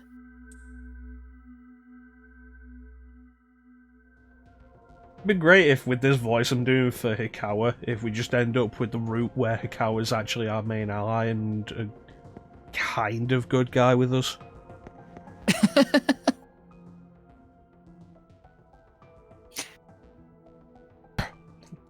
So, who's playing the old woman? I didn't even think about that. Goodness. I mean, I don't mind doing it, but don't expect me to do a good old person voice. I see, now I'm actually tempted with that. Alright, you go ahead with that then. Yeah, you do the old woman.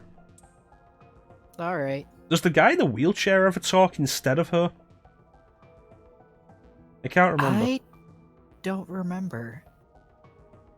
We'll see. If he does, you voice the old woman, I'll voice the guy in the wheelchair. Okay. What's wrong, little master? Are you wondering about that person over there?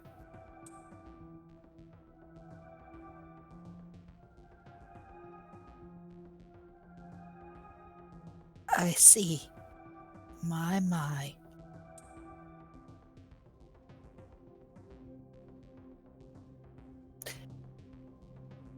But we're busy at the moment. Let's come back later. Child and the old woman have disappeared. Well, you know, that's probably just nothing. Fine. You know, people disappear all the time. It's cool. Yep. Especially when they're old. Yeah, we should be here when you get back, Megumi. Although be quick, or you might miss the end of the world. You know, I feel like we keep inadvertently giving you the parts that do a lot of talking. I'm noticing that. Hi, Satoshi. I'm glad I made it in time. Back there at the basement. I wouldn't want you to fall prey to a demon.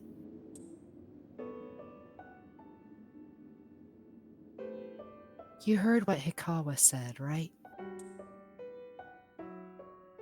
The world is about to be engulfed by chaos. It's called the Conception.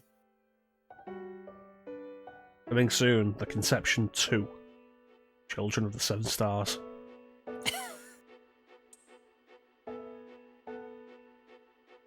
The rebirth of the world. An event which no human has ever witnessed. Everyone outside of this hospital will perish. Okay.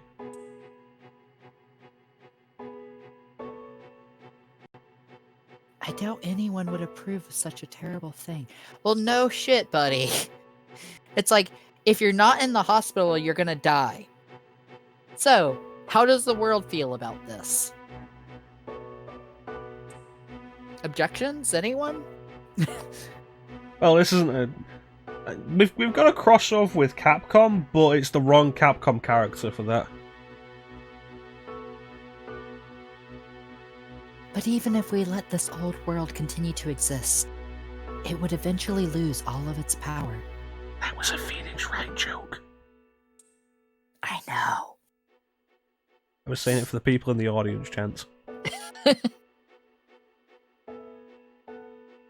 Could you imagine if, like, instead of Dante or Raito, you had Phoenix Wright as an ally That'd be in great. this? Like, all of his attacks are just him, like, pointing, shouting, objection, pulling out papers and stuff. Have you Like ever in Marvel played... vs. Capcom. Yeah, have you ever played Ultimate Marvel vs. Capcom 3? I have. It's been a long time, but I have. Because, like, they did have Phoenix Wright as a fighter character in that, and it was kind of interesting. The entire... It was a very, mode-based fighter, where it was all about avoiding hits, picking up evidence to go into turnabout mode, at which point you were basically super strong and were able to deliver the verdict on the enemies. Gimmicky, that's what it was. That's the word I was talking. That's what I was looking for, the word gimmicky. But you could be pretty good if you got used to him. Now with the thought of that, though, because we are also in a hospital and it is an Atlas game, now I'm just like, what if we had trauma center characters in, like, a fighting game? Well, I mean, most of them wield scalpels. Hooray, you have, like, an itty-bitty X-Acto blade to just throw at people. Healing touch.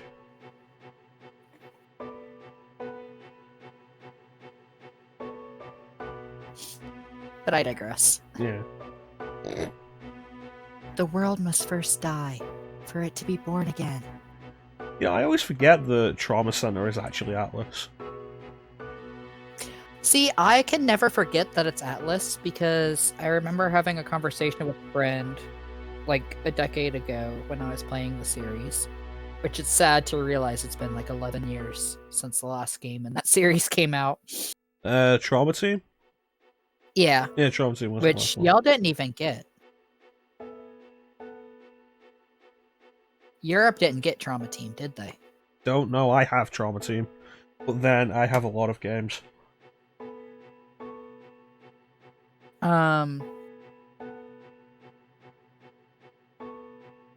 But I had a friend that was like high, and we were talking about Atlas games in general, and they made a comment about how there needed to be a Megaten crossover with Trauma Center. And the only thing they could come up with for justification for that was like Raito catching demons in like someone's intestine as a dungeon. And it's like one of the few things I still remember, because I just remember being like, what the hell are you going on about? Okay, here we go. ChanceEm actually has some crossover with Megaton. Huh.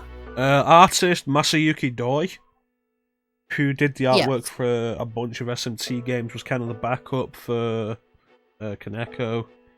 Composers Atsushi Kitajo, Ryota Kazuka, and Shoji Meguro. Mm-hmm. I did know about Shoji Meguro. Mm.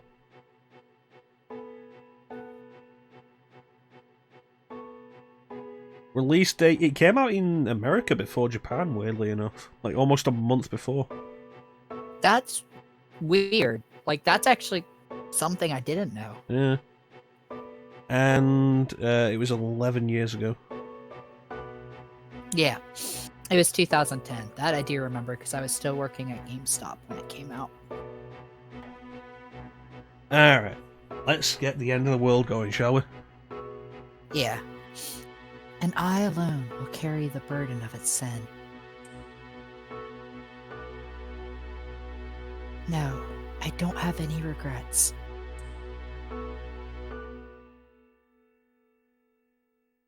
You came here, led by fate. No, I came here because you asked me to be here. And you were led by fate. I'm secretly named Fate. No, that's not how that works. I'm making it work now. No. No. Megumi, you're just in time to end the world.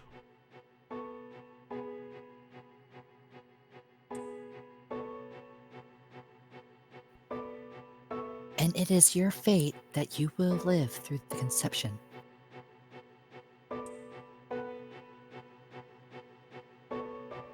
It may actually be more painful than death.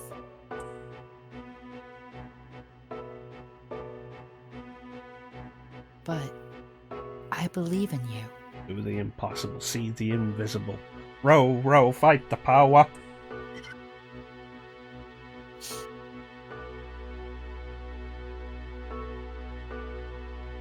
Satoshi.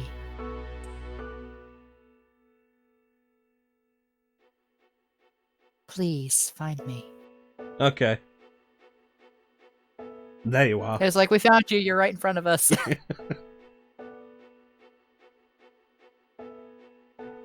No matter how the world changes, I'll be your strength.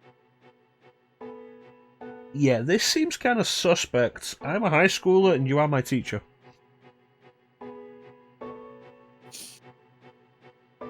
My parents know that I'm here. Parents aren't going to care in about 5 minutes. They're going to be dead. It's even worse. She's like the ultimate yandere. It's like, why just kill other people involved when you can just kill everyone?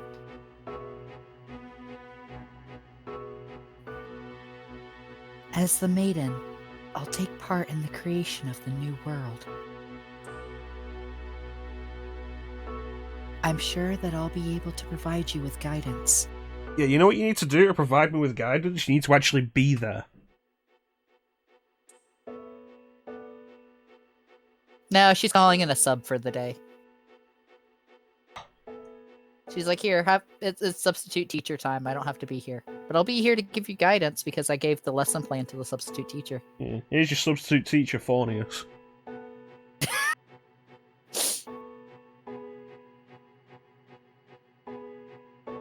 I know it's difficult for you to understand. That's because you're not explaining anything.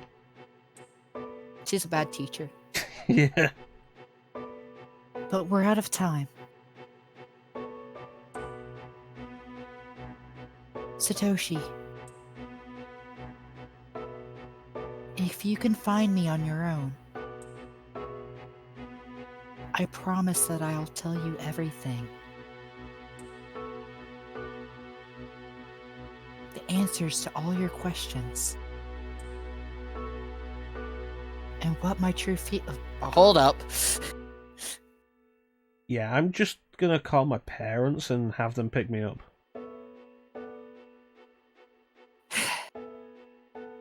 And what my true feelings are.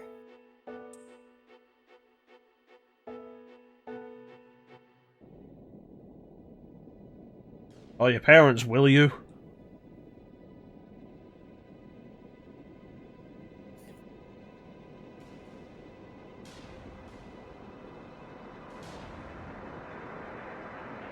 Did you get a permission slip for this field trip?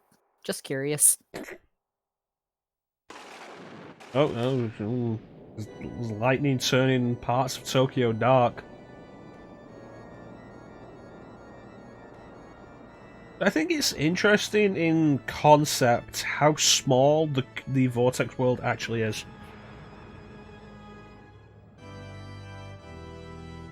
Like, that's not actually a huge amount of space.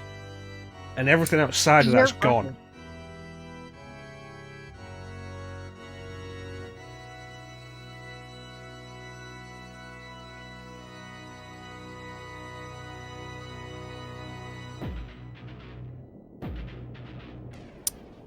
Oh, you know stuff's going down when the colors invert.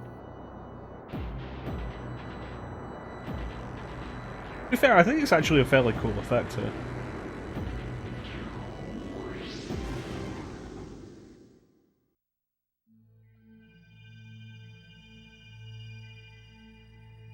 Hmm.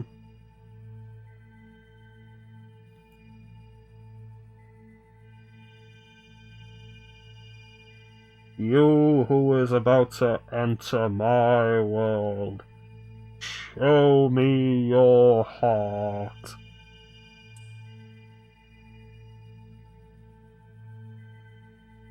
This bitch empty. Yeet.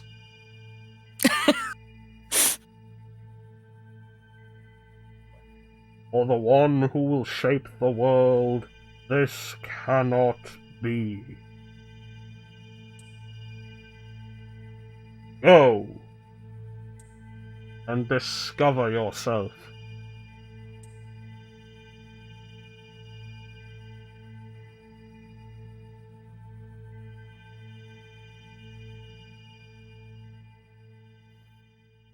So I guess I'm voicing Kagetsuchi then.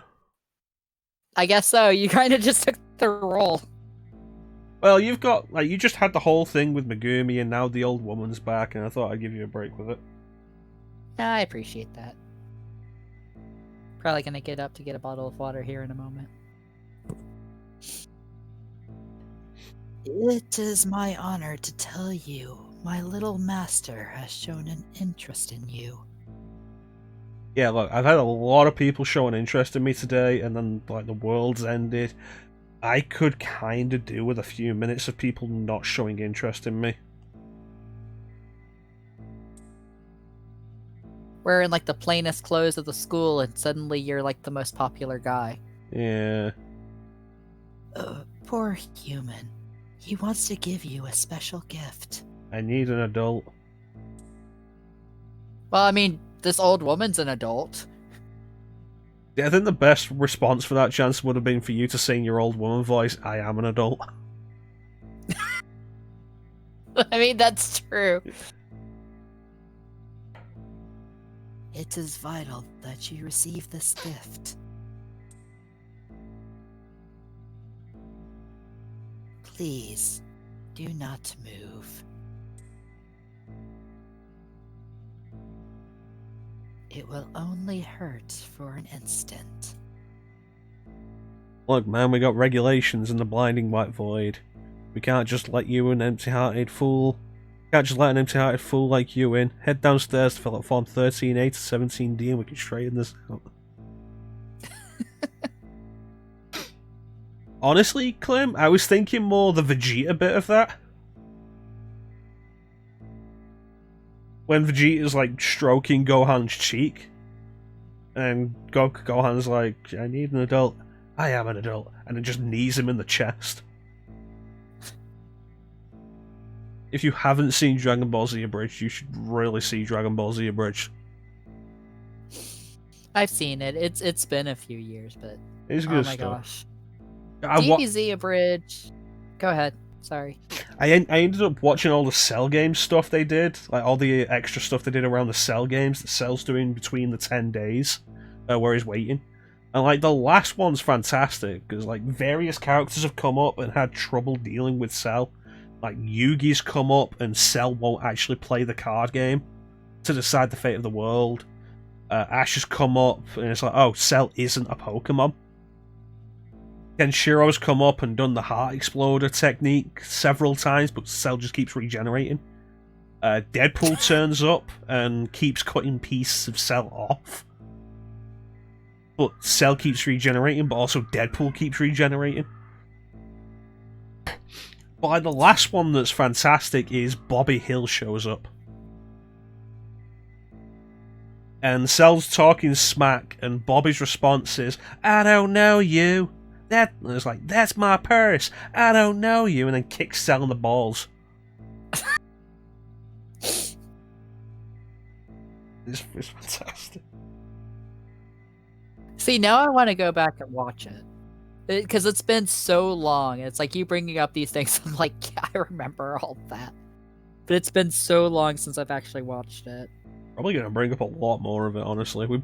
How many times did we bring up Dragon Ball Z Abridged during fucking FF7? Like, we did it quite a bit. Yeah. Self-defense course. Alright, let's actually get to a point where there's a significant amount of gameplay for us to do, so that ChanceEm can get a bottle of water, and we don't just keep stopping to talk. Oh, that looks like a delicious worm. This will make you a demon. I don't know why my child's voice was basically a Monty Python woman. I was wondering about that. I was like, what? I don't like spam. Now I've got a cool tail fin on my neck. You got a dorsal fin, buddy. Now you gotta go sing some songs with Ariel. You said that, and the first thing that came to mind was a whole new world instead of part of your world.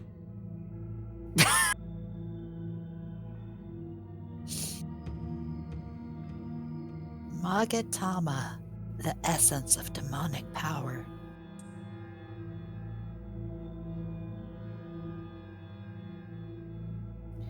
You have now joined the ranks of demons.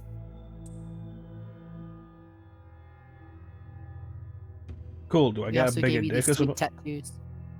Oh, I get tattoos but not a bigger dick? This is a jip. Hey, we paid extra to give you the glow in the dark tattoos, okay? Give me a glow-in-the-dark dick. My little master is always watching you, so don't bore him. You sure you want that bigger dick now? Yes. You're always being watched by a little kid. Hey, look, if the kid's gonna watch this stuff, like, that's the parents' fault, not mine.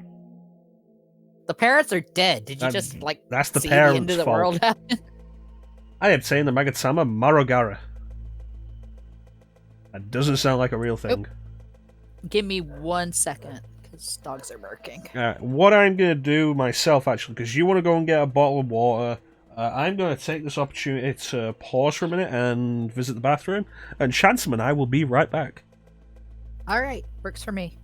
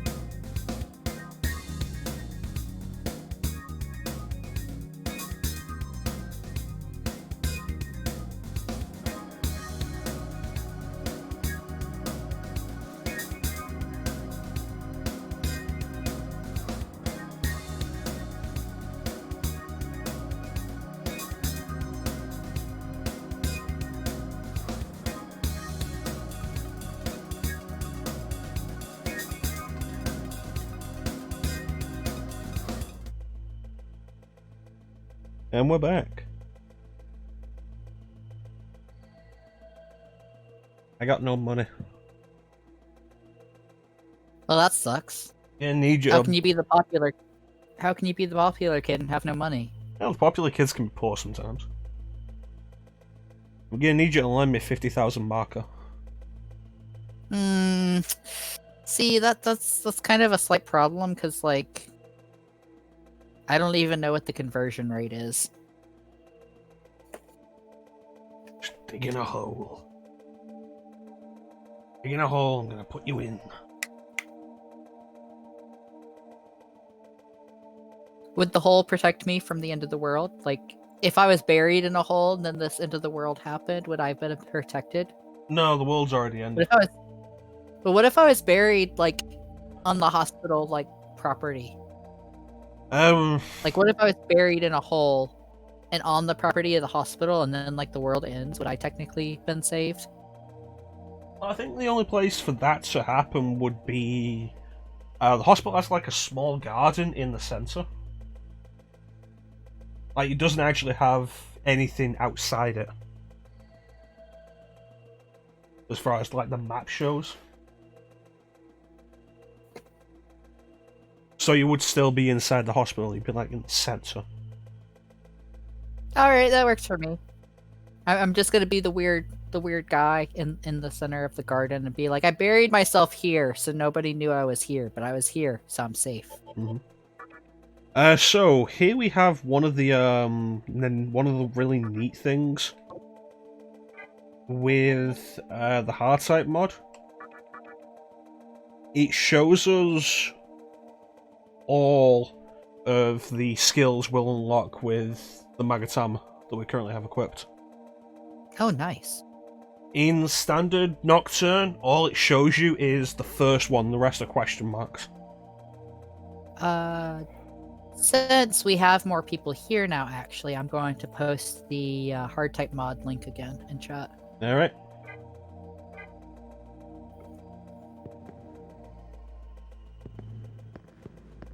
In case anybody wants to get a look at the full list of changes the hard type mod has.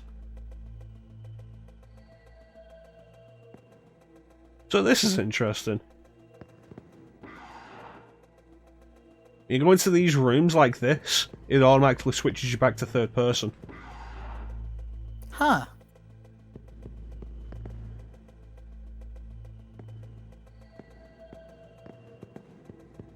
Oh, hey, it's Clem. We found Clem. Is this Clem yet? Yeah, it looks too well dressed to be Clem. Yeah. Darn. I guess we didn't find Clem. Hmm.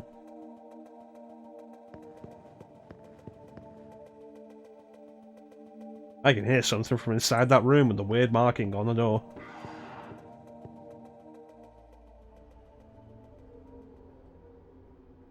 This room didn't look like this before. I wanted to say before we continue on for a moment, that thing he's looking at, I did want to comment on that, like, there's a special edition of Nocturne that exists somewhere. I forget which country it was released in, but they actually had that as an incense burner as part of the special edition. And I thought that was kind of cool. I think the HD remaster when it came out in Japan, the special edition, the collector's edition, whatever it was, did come with something to do with the terminals. The one I'm specifically remembering is from PS2 because I remember finding it years ago, like before the HD was even a thing. Hmm. But every time I've been seeing them, it's like that's what I keep thinking of is like the incense burner. But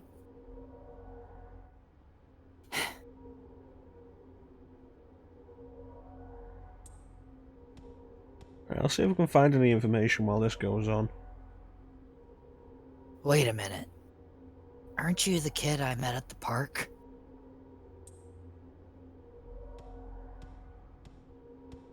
What happened to you? Well, I didn't get a glow-in-the-dark dick. Shame. Yeah. I see. No, you can't see because it doesn't glow in the dark. It doesn't glow in the dark, and I'm wearing shorts, buddy. Hey, welcome back, Lavino. You missed the end of the world, but it's okay because we just woke up. We were also fed a really weird gummy worm. You say gummy worm, I really feel like it was more of a tapeworm. It was a tape gummy worm. It was not healthy. It could have had protein. You don't know. It gave you a sweet dorsal fin. Except it's on your neck and not your back. Yeah, I don't think that's a selling point.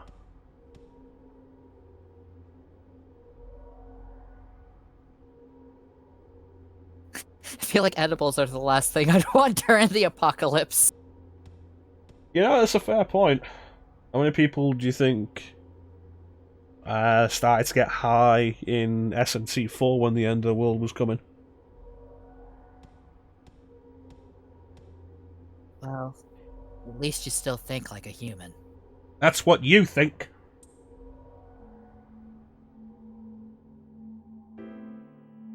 So, what the hell is going on? All of a sudden, I was blinded if I can speak, good lord. All of a sudden, I lost the ability to speak. Blah, blah, blah, blah, blah. All of a sudden, I was blinded by a bright light, and the next thing I knew, I was here in this room. I took a quick look around, and it looks like I'm in a hospital. Since you're here too, does that mean this is Shinjuku Medical Center? So that's an interesting point, because that suggests that he didn't actually make it to the hospital.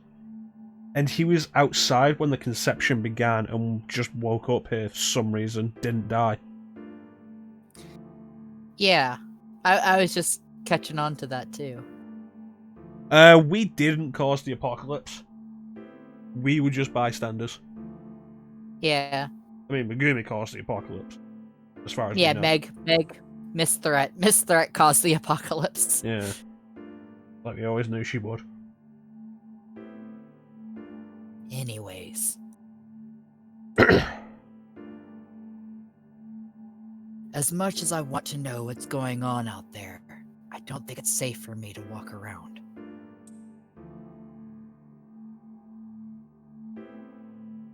By the way, have you come across any yet? Phone, what the hell? Sorry about that. No, I just took that as a whole thing of I took that whole thing as something Hijiro was saying. It was like, phone, what the hell? Any what? Well, they're definitely not human. Yes, but neither am I. No, you're still human. You're gonna need to Just have specify cool more. tats. You got cool tats. Demons don't have tattoos. My guess is that they're demons. We need Which to is keep to a say, lookout not now. you. We need to keep a lookout now for a demon with tattoos. Just so we can prove that wrong. Hey, the occult can be wrong sometimes. Just laugh it off. This isn't a laughing matter, Hijiro. The world's ended.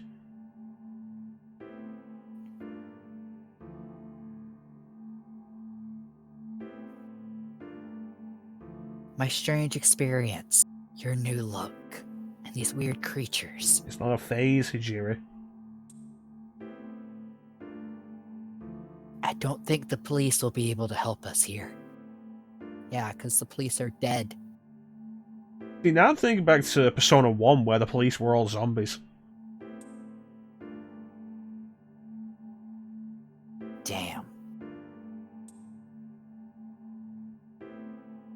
I might have to seriously consider the possibility that the police are zombies. It's hard to believe, but the police are zombies. Yeah. If this is Shinjuku Medical Center, then I can't just rule it out. The conception could have occurred for real.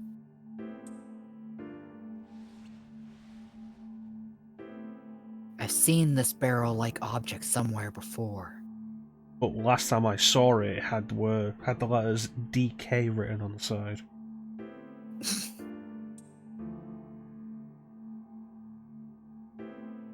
If my memory serves me right, it belongs to a man named Hikawa.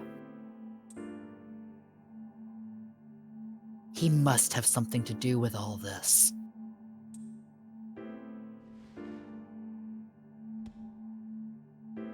Standing here talking won't get us anywhere.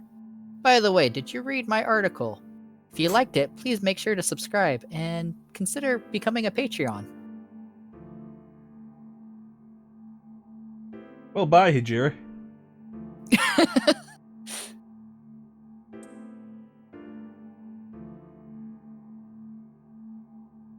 If you're strong enough to fight those demons, then will you gather information for me so I can write more articles for my Patreon? Do I get a cut of the Patreon? No. Do I get a finder's fee? No. Do I get a sweet glow-in-the-dark dick? Unfortunately, no. Then why should I do any of this for you, Hijiri?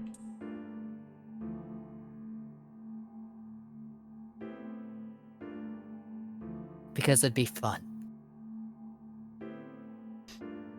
If it's so fun, why don't you do it? I have to stand here and observe this weird barrel-like object. Well, can't argue with that logic. I tried talking to what looked like a ghost, but I didn't have much luck. Just kept saying crime hazard over and over.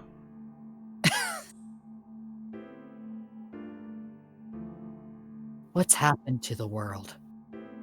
It ended. Are there any other humans out there? There are at least 4.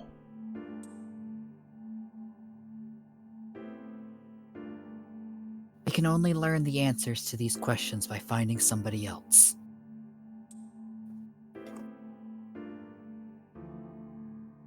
I wish I could do it myself, but I don't think I'd last very long against those demons. Well, we just saw the truth. Hijiri is weaker than a high school student. Alright, so we definitely know not to have him on our apocalypse team. Yes. I was going to make a Persona reference, but like SNTF is probably the better example.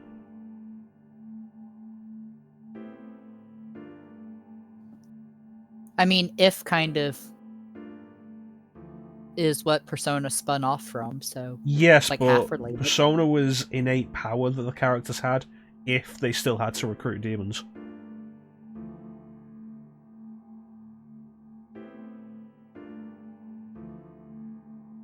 In Persona, you either had a persona or you didn't and you were worthless. In If, you could work with the demons. You could become stronger that way. So basically what we just need to tell him is be like, bro, just make demon friends. Fucking grow a pair. You know who had a pair? Tamaki, and she was a girl. Tamaki was awesome.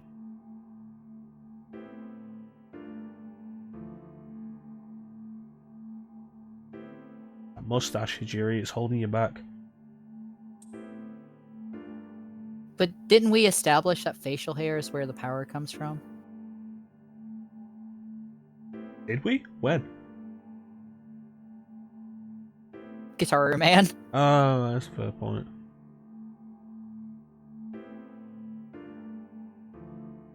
Maybe that was just for Kira. Or just for that species of aliens.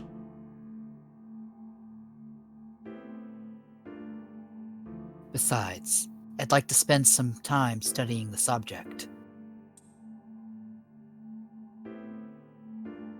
I'm counting on you to get me what I need for my Patreon. Oh shit, I forgot. We're not calling him Hijiri, we're calling him Frank F. Johnson.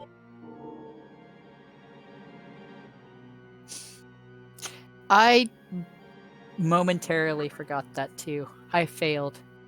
I failed Frank Johnson.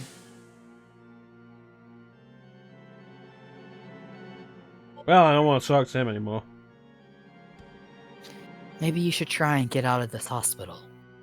Good luck. Maybe you should try and get out of my face. He's not in your face. He's staring at like the barrel. Not in my face anymore.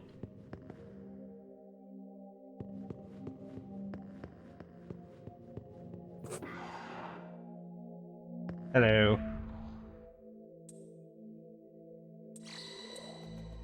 I got full healing, which is great because I haven't actually run into a fight yet. I was gonna say, don't eat you. What is this? Digital Devil Saga? Yummy, yummy, yummy. I got ghosts in my tummy and I feel like eating you.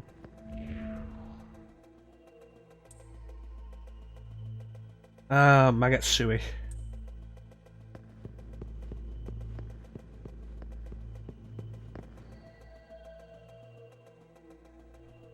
I can feel an extraordinary power from beyond the door.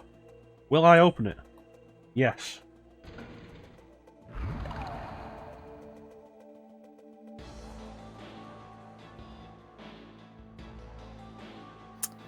Well, that happened. It's like, oh, this is a thing. Oh, this is the first appearance of the old man, isn't it? Mm-hmm. See, the first time through here didn't give me an issue because it's just like a straight path, essentially.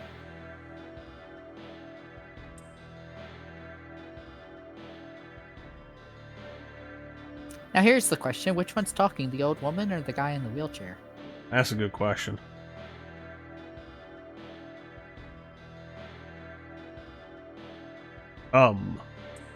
Show me the strength of a demon. The old man and the woman disappeared. I'm gonna guess it was the old man speaking there because, like, they addressed him first when it said that the old man and the woman disappeared. Yeah, we'll assume so. So, our first fight. Oh boy. And yeah, no, it crashed. That sucks.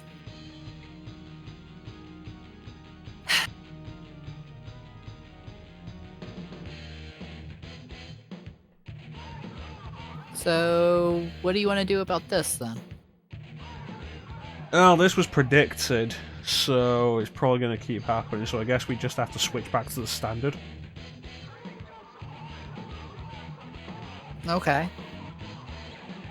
Means we won't get... there's going to be a lot of stuff that we're not going to be able to have then with it. Yeah. I'm actually kind of surprised that it's like, if that's a known bug with this ROM hack, then like the person who made the ROM hack, I'm surprised it's not something that they fixed. See if we can find anything about that.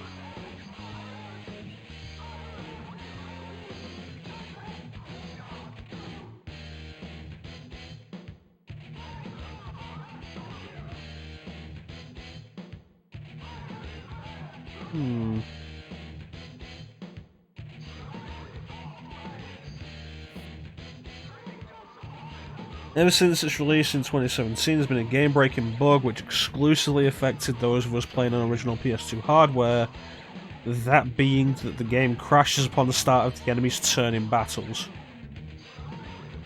Which matches this, it just zoomed in on the dude, the enemy. Which suggests it was going to be its turn.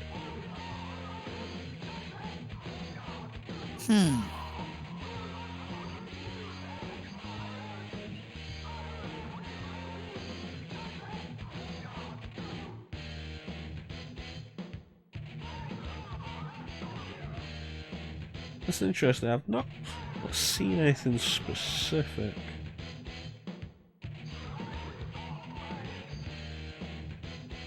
about dealing with it. It seems to just be...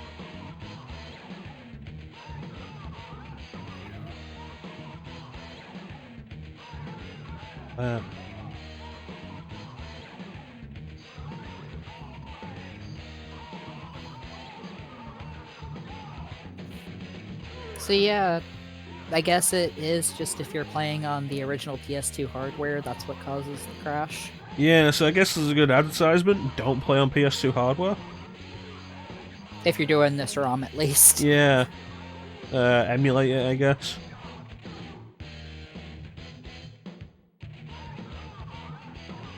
Of course, there is an issue with this. Like I say, I'm playing this off the PS2 hard drive at the minute.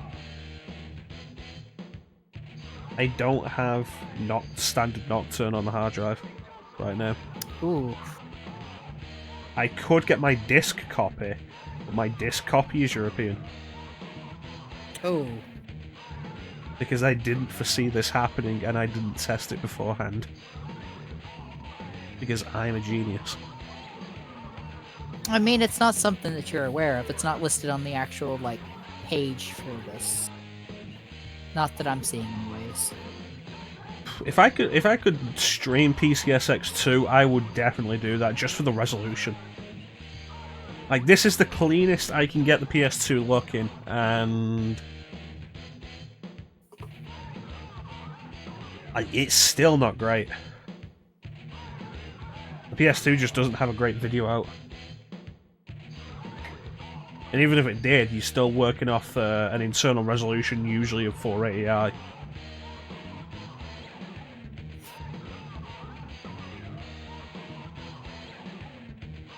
So I'm gonna say, you know, it was probably a good thing that we went really overlong with the intro. Yeah, because we got like a decent stream length at least. Yeah. Did you see the save time? And we've got like decent music in the background here.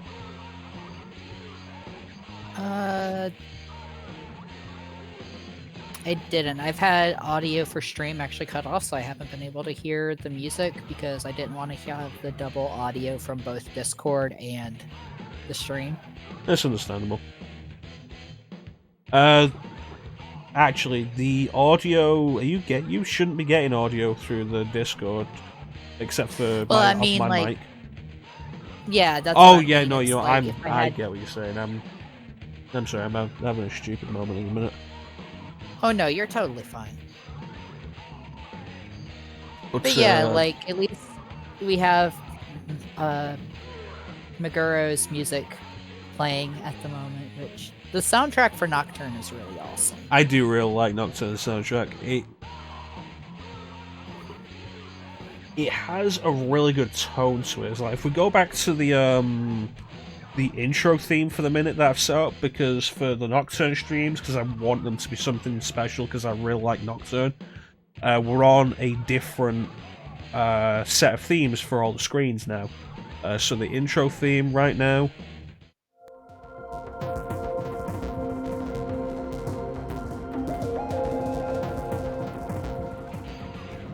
That's the hospital theme. It's like the tone of the music is different depending on where you are, and I really like all of it. Although some of it more than others. I feel like the boss theme is kind of weak, especially with how strong the standard battle theme is.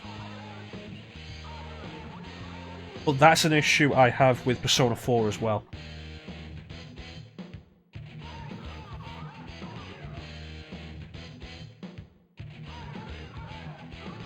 I think I'll Face Myself is not as good a battle theme as Reach Out to the Truth.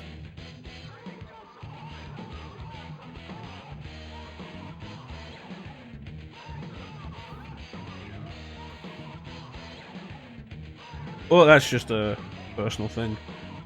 I need to go through Persona 4's soundtrack again.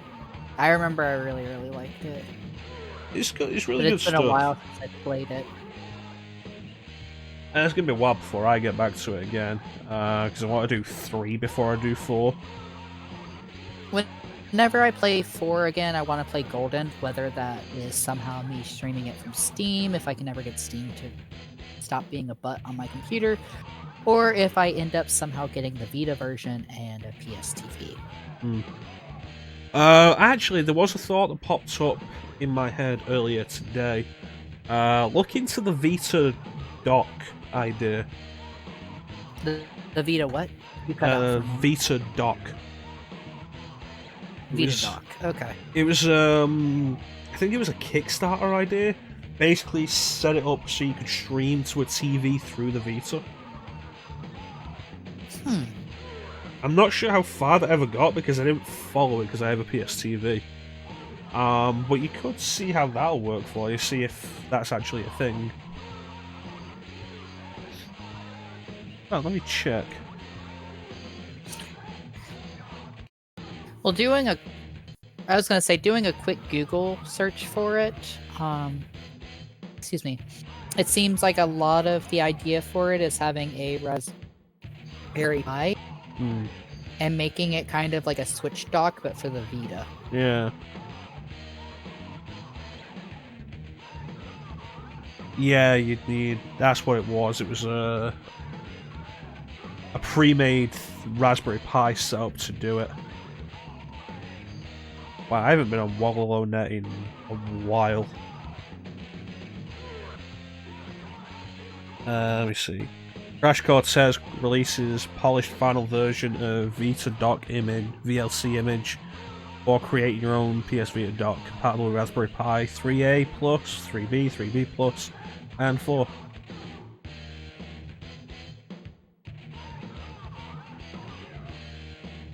Here we go, this is what I'm thinking of. Vita Dock was a community project started by Xcoro, which aims to create and produce Switch-like docks for the Vita. These docks, which connect to the TV via HDMI, allow one to connect the PS Vita to a built-in USB port and headphone jack and Bluetooth for audio, and seamlessly play on a bigger screen thanks to Xerpi's UDECD_UVC plugin. Unfortunately, the project fell apart as Xcoro disappeared from the internet, and this obviously left a lot of people disgruntled. That's what I was thinking of. In light of this, the VitaDock team decided to release the software for the Raspberry Pi powering the dock and the 3D design files, in case anybody wanted to make them themselves. Now Crash Cortez, a member of the VitaDock team, has released a final version of VitaDock software which makes use of VLC before moving on to create versions that use MPV instead. I forgot about the Discord, not Discord, the Kickstarter thing going off. Alright, thanks for joining us, Ali. We're probably not going to go any further with this, so you're not going to miss anything, but thanks for joining us. Yeah, thank you for hanging out. I very much appreciate being here and whatnot. But on regards of like this all going on, what are the plans going forward for Nocturne now? I guess standard version. Alright. I could do the standard version off PS4, not PS4, PS3. Redo everything we've done, get back up to where we were. I don't trust the PS3 version. Scrap it and play Jenga. Yes. My buddy Cragon, who does a bunch of SNT stuff, was actually doing Nocturne on PS3 last year and had to stop at a certain point because the video just kept changing at a specific point in the game, so his capture card could no longer pick it up. So I think what we'll do is we'll go off the PS2 version. Okay. I'll stick it back on my hard drive. We'll be able to continue from this save file. That won't be an issue. And we'll just have to do standard Nocturne, unfortunately. So this is going to be harder. Oof. I'm so sorry about that.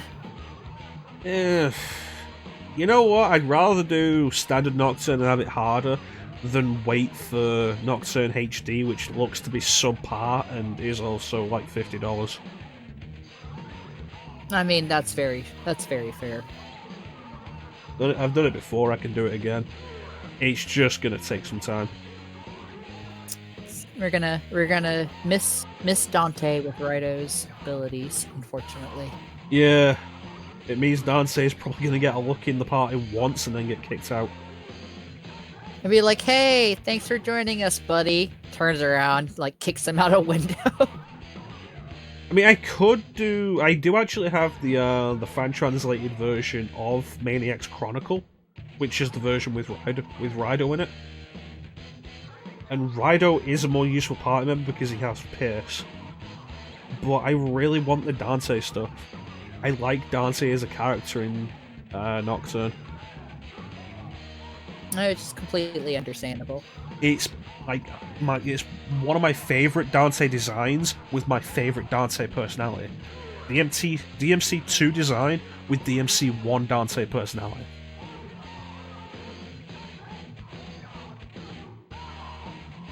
Here's when you're getting me, Paige.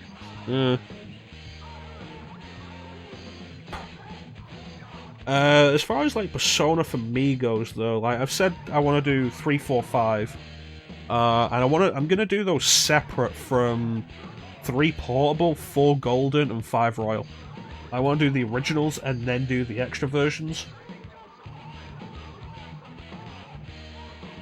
Of course, with portable. At least with like Persona 3, that you'll be able to carry like your Persona 3 stuff into Persona 3 Fez if you want to do it that way. No, I mean I'll be doing FES and then doing portable. Oh, okay. Like, there's not really a good reason to play the original Persona 3 over FES. I don't think. Like, with 4, 4 Golden has a lot of rebalancing changes that make 4 so much easier. Which can be a good or a bad thing, depending on how you feel. Plus, Chie's new voice actor. And I'd like to show off the original stuff. Yeah, I was gonna mention that like the first time I heard Chie and Golden, it really threw me off because I'm so used to original Persona 4 voicing. Yeah. At this point, like, original's the outcast because the Golden voice actress voiced her in everything else. Golden, animation, dancing, arena, Q.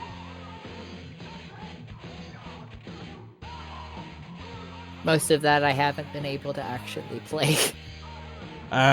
Q, I'm not really into Q. I don't like how it basically cuts down the personality of every character to 2 character traits, and all they ever talk about is those 2 traits. So Dino might just mention something interesting in the chat.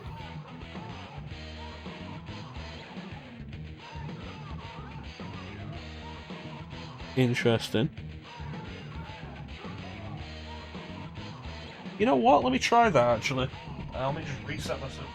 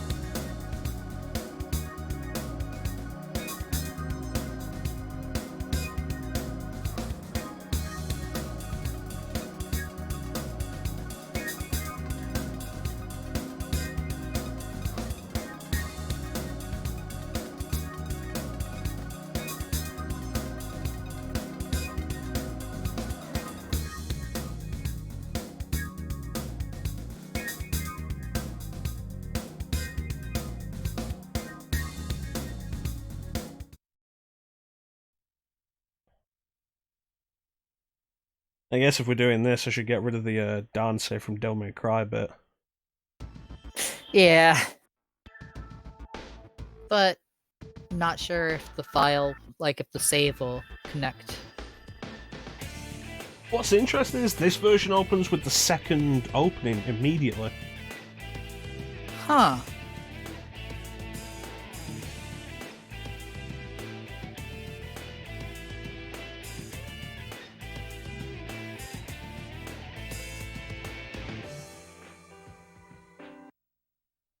Alright, Maniac's Chronicle. Alright, let's see. Yeah, it's right there. Oh, wow. Alright, maybe we'll be able to continue then.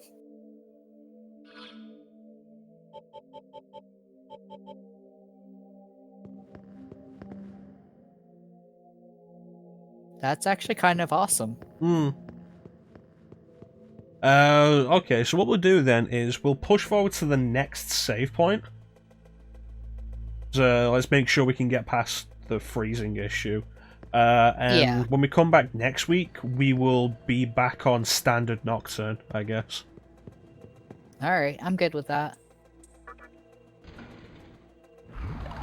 It's a good shout though, Dino. Yeah. Thank you so much for that heads up. Very much appreciated. It's not something I would have, like, thought to be a possibility. Yeah, it's weird how inconsistent games are with whether or not different regions' save files work with each other. Like, I've had some PS3 games that'll work with different regions' save files, and then others that don't. So, this actually kind of has me wondering something now. Because I own the Japanese version of both Digital Devil Saga 1 and, like, I have Japanese and English versions of Digital Devil Saga 1. That's what I was trying to say. And I'm kind of wondering, like, if I load in the Japanese version, if it'll recognize my English file and vice versa. I know with Kingdom Hearts and Kingdom Hearts Final Mixes, it did not. But also they are also pretty different games. Yeah. Yeah. So now I'm kind of interested in that. Oof. A Demi-Fiend only run is not something I'd want to see. Also, something I'm noticing myself. X is confirmed, Circle's cancel. Huh. I mean, not entirely surprising, because I know the controls are changed for some games between versions.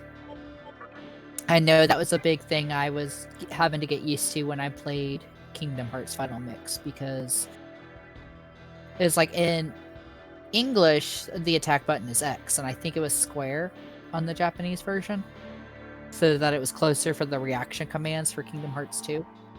I wasn't aware of that. Alright, let's do this first battle then.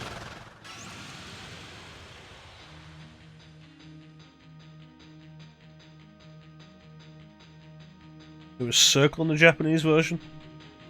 Thank you. What if... See, there's my dyscalculia, like, screwing with me again, because I got the left and the right buttons mixed up in my head. That makes me think, like, if Circle was attacking the Japanese version, did they keep Square as guard and dodge roll? Because that's way more of a problem to reach from Circle than it is from X.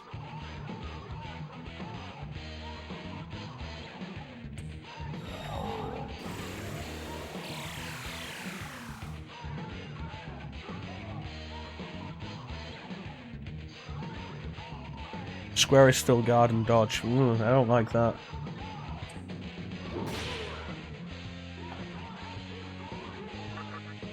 So here's a question for you, ChanceEm. What is the earliest you've ever died in this game? What is the earliest I've ever died in this game?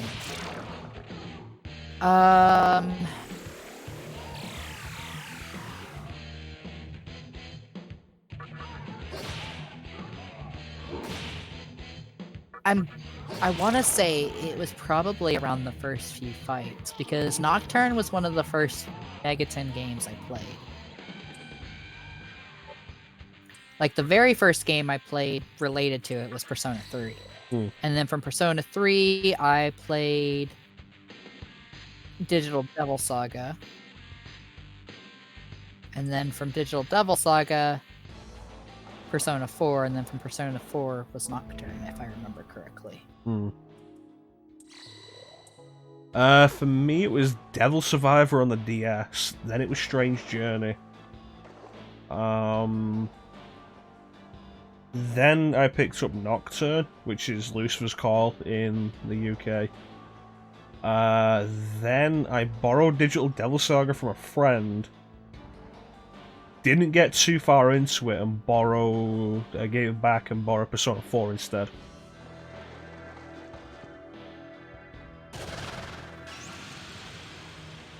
Yeah, because the main thing with me and Nocturne, I remember, is... I remember, like...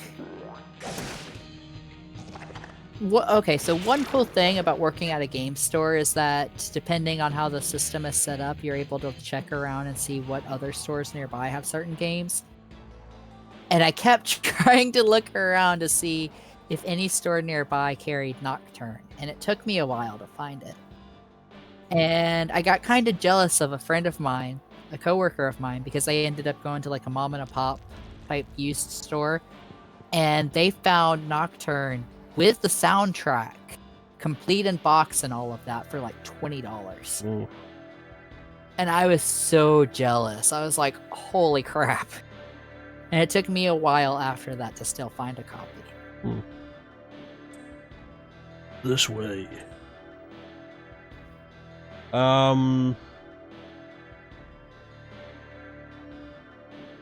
Nocturne I found in a game shop that I would frequent after college. After I finished college for the day. It was a cool place. The dude who ran the shop was a cool dude. And I had a PS2 at the time. I didn't have a PS3 until after I finished college.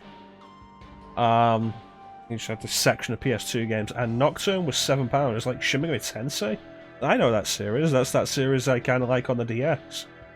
And so I grabbed it. It was £7. It was great. Speaking of £7. Speaking of trying to get a copy of them, Signer used to work in a game shop, and I had him on the lookout because he could check the system. I had him on the lookout for Devil Summoner if it would ever come in any of the shops, because only the first Devil Summoner game on PS2 was released over here, and it is expensive. That's one thing I'm a little sad about. Is when Persona 4 came out and when Devil Summoner 2 came out, those were games that I was buying for like everyone. Because I still worked at a GameStop or game store when it came out. And basically it's like Devil Summoner 2 collector's editions were like my birthday presents to people the year it came out, and Persona 4 was like Christmas presents to people when it came out. And I unfortunately do not have my collector's edition box for Devil Summoner 2 anymore. So like it ended up getting messed up because it was just kind of flimsy clear plastic. I kind of feel bad I don't have that box. Because they were like actual numbered limited editions. Ooh. Like I think it was like a certain number out of 25,000 or whatever in the US for the collector editions.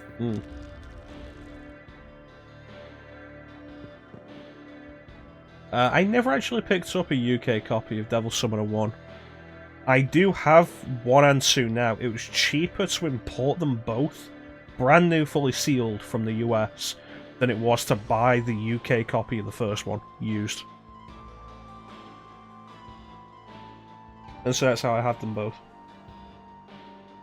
Which kind of like really... Go ahead. No, you go ahead. I was going to respond to Dana, but we can wait a minute. I was just going to say that kind of amazes me that it's cheaper to import a game for certain things. But it also makes me glad that certain systems are region-free. in that regard. Not the PS2. Yeah, my PS2 I had to mod. It took me like 6 tries to get the like physical mod hinges to work. There's actually a thing. Both myself and Bane imported our DS copies of Chrono Trigger from the US because it was cheaper to buy them new than it was to buy a used European copy. Wow. It was crazy.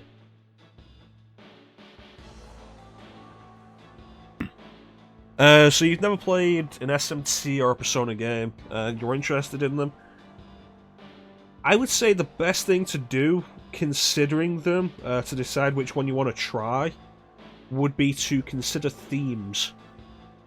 The themes of story. Especially with the mainline SMT series. Because Persona, the social simulation, is what a lot of people really love about Persona. And SMT just does not have that.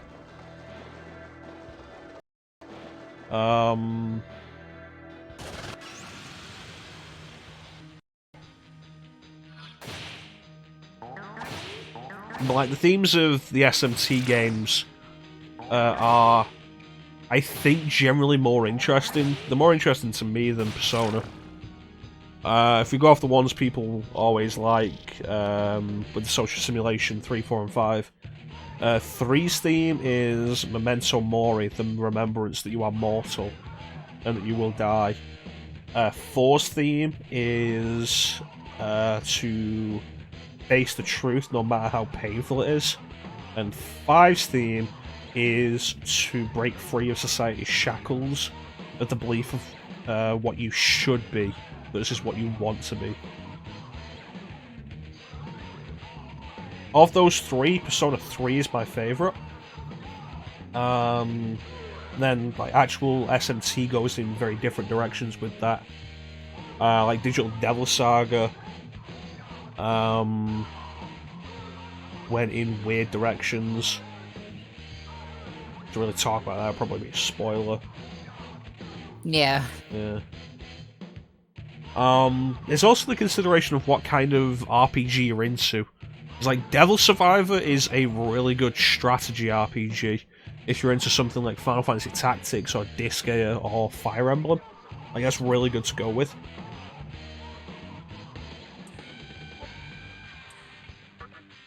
No, let me up my vitality.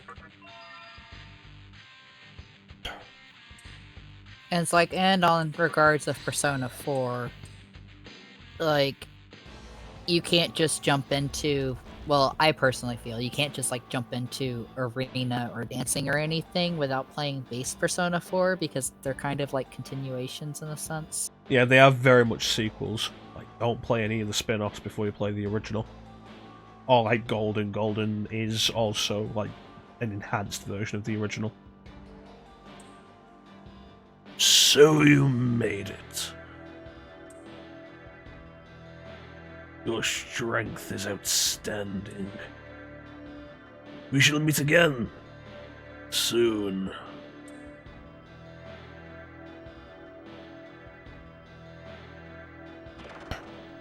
There's actually a thought I've been considering recently of... like, a lot of people recommend SMT 4 as a good starting point, and I have recommended 4 myself.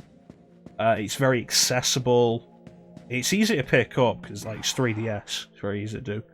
But I've given it some more thought lately, and 4 may not be the best place to start. Because 4 has one of the most brutal walls you have to get past in the entire series. Like, have you done 4, ChanceEm? I've done a bit of 4. I never finished up 4. It came out during a period of my life that like I kind of got hit hard with depression and basically stopped playing games for a couple of years because of it. But I do remember enjoying 4. Like, I'm not going to say where I got because I know it's a spoiler, but I did get a bit through it. Dealing with Naraku, Naruku is probably the most brutal first dungeon of the series. Minotaur is one of the most devastating early bosses in the series. Like 4 hits you with a wall really quickly. I died in 4 within the first half hour of actual gameplay. That sounds about right. I remember that. Like with this, Nocturne's well known as like one of the harder games to play. We're not gonna die until after we get out of this dungeon, like this first dungeon, unless we get very unlucky. Because like this opening is not difficult. Meanwhile, in Digital Devil Saga, you just have Mudo constantly. You know, I'd say Digital Devil Saga also eases you in a little better than 4 does. The Vanguard's base isn't too bad. It starts to throw it on a little harder when you get to the Maribel's base, which is pretty early, but like you've had the time to get accustomed to it in the Vanguard base. Yeah, that's fair. I mean, I was able to run through the whole first dungeon of Digital Devil Saga in like 45 minutes. Yeah, it's not overly difficult. It's one puzzle. Having to redirect Harley isn't tricky. Digital Devil Saga could be a good place to start. And it does build up to... I feel Digital Devil... Sorry. No, it's fine. It does build up to standard SMT difficulty later on. I don't know anyone by the name Chance. Thanks, Ghost. Chance? What kind of name is that? What I was going to say is I normally recommend Digital Devil Saga for someone who either... Well, actually, for someone who plays Persona but wants to get into SMT. I consider Digital Devil Saga to be kind of the in-between point for main SMT and Persona as far as difficulty and like learning goes. If that makes sense. It's also a good middle ground as far as party goes. Mainline SMT often has you alone. But Digital Devil Saga is very much focused on camaraderie and companionship. Mm-hmm. There are no friends in SMT.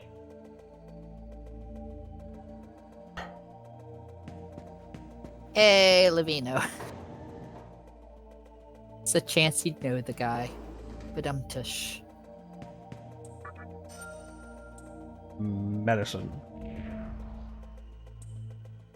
It's a good thing people just left these D6s all around.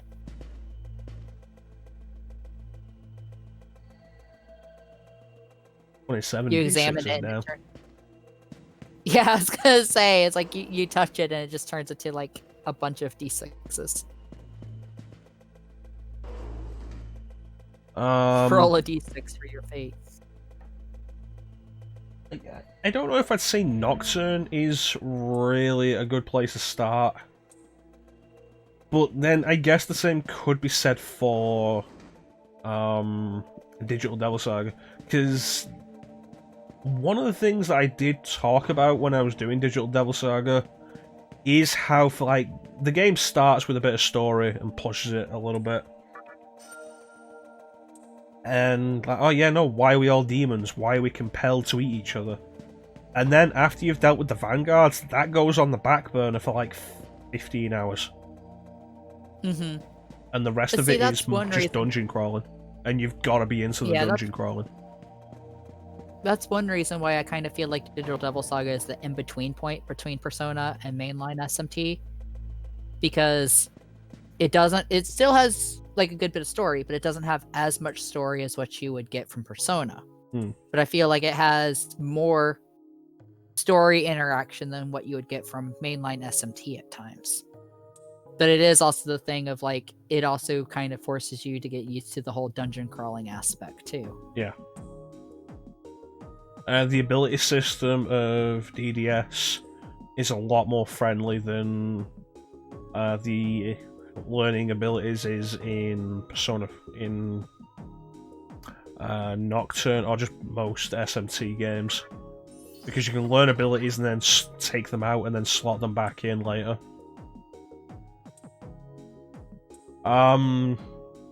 But I guess I'd say like my big recommendation for an SMT to start with would probably be Strange Journey. Pixie, join the party. Pixie the Fairy. It's like, do you realize your name is basically just like Fairy the Fairy? Yeah, Pixie but the you know, Pixie. it's the class system that always I always forget about. Of demons are specific classes. Mm-hmm. Like, Pyrojack is also a fairy. Yeah, I forgot about that.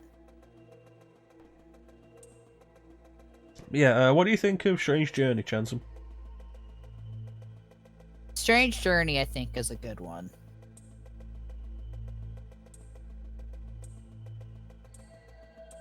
Probably a good one, at least for more towards the older games, because if I remember correctly, Strange Journey is in first person, isn't it? Yes, it is a first-person dungeon crawler.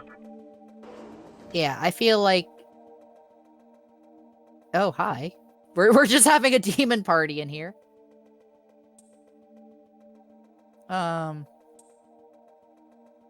feel like Strange Journey is a decent one to go with, especially if you're wanting to get into like the older style of SMT, or even Persona 2 in a sense, because Persona 2 is also first person. No, except for Persona battles. 1 is first person. Persona 2 is over the head.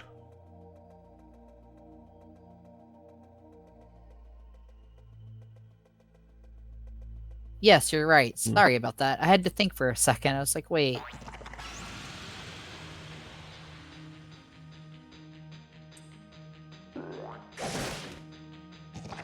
Since the Persona 1 and 2 I played were on PSP, I think my brain tries to combine some of the gameplay of both together.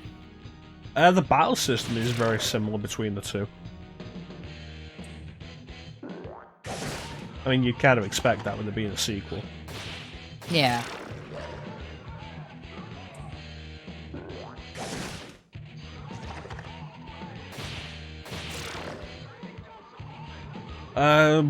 I wasn't really into dungeon crawlers when I played Strange Journey. But I felt the story setup was strong enough to make me interested. And story happened regularly enough to keep me going till I was acclimated to the gameplay system and actually started to like it.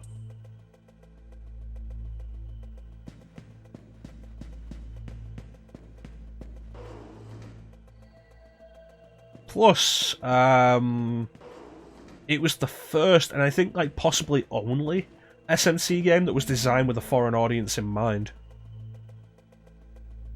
That is also a really good point, because Strange Journey takes place in Antarctica. it was like Antarctica or something? Yeah.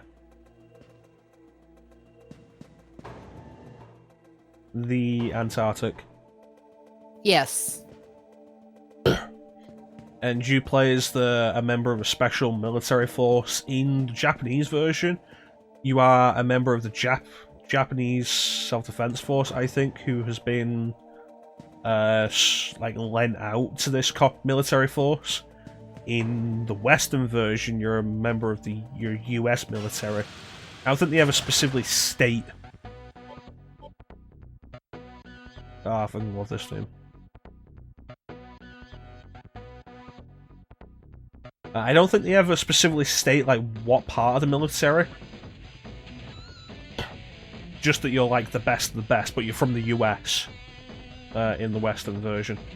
And the intention was specifically to make it more appealing to the Western audience by not having it set in Tokyo. You're also not a teenager. It makes sense. That too. I was actually going to comment on that.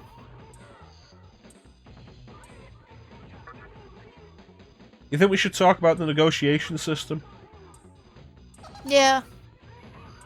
Well, that was the negotiation system. We pay you to be our friend. I always have issues getting Huapo into my party in this area. Always plays coy and then runs off after I've given her stuff. It's irritating because I want somebody who can do fire as early as possible.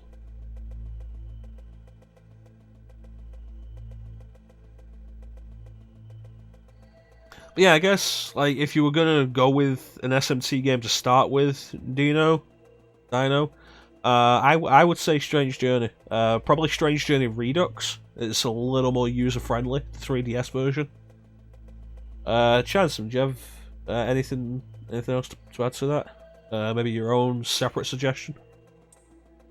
My separate suggestion normally always is Digital Devil Saga.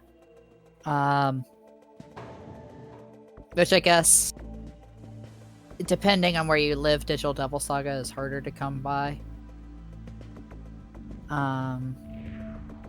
If you have a PS3, I think you can get it on the PSN. You can. Still, I would not recommend it.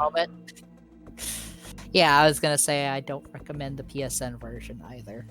I actually do want to do a look soonish before the PlayStation Store shuts down on PS3.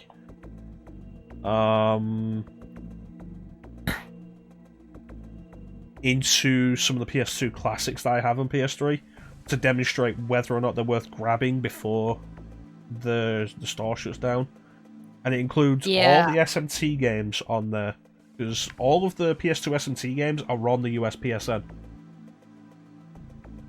And they all run kind of shit. Yeah, I need to, double check my PS3 storage, and I need to make my list of PlayStation 1, PlayStation 2, and various PlayStation 3 things that I should download onto the PS3 before the complete shutdown, which I know is going to be very pricey. Mm.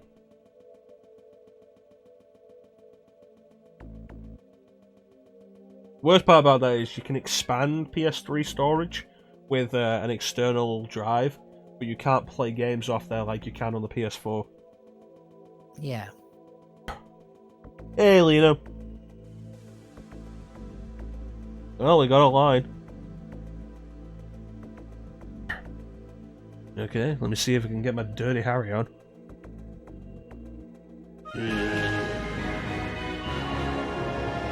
Thanks for the follow, Dino.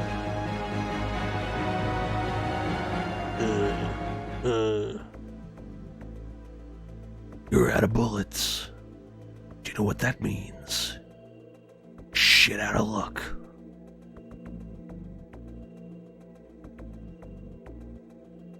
Could have done with a lot more growl on that. There was a little too much whisper to growl ratio.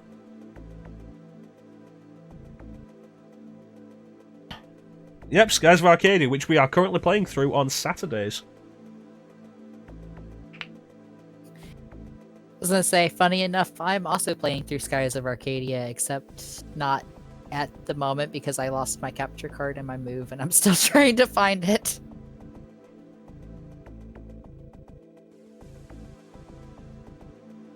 Thanks for the shout out. Yeah, the bot's supposed to be doing it, but I don't know what the bot's up to.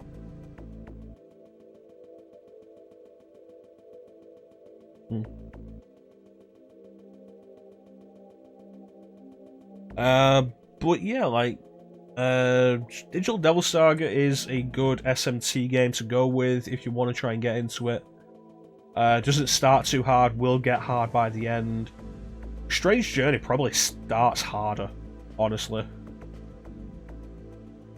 You might be able to get through the ice caves okay, but when you get to the battlefield area, it starts getting a lot harder.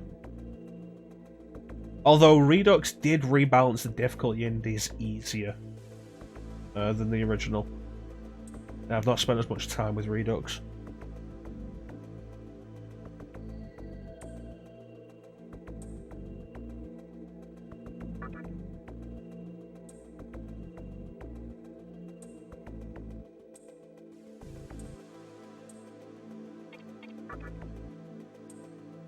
Yeah, like, I wouldn't say there's really a bad one to go with.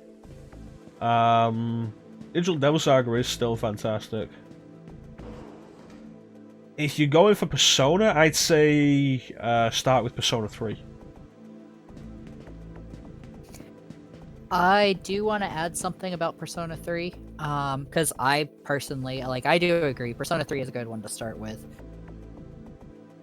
Do you have a friend that refuses to play Persona 3 because of the concept of how you do summon personas in that game can be a little upsetting to some people? No. So that's the only heads up I throw out with Persona 3. Yeah, let's just throw it out there. Persona 3, the method of summoning personas involves characters putting guns to the head and pulling the trigger.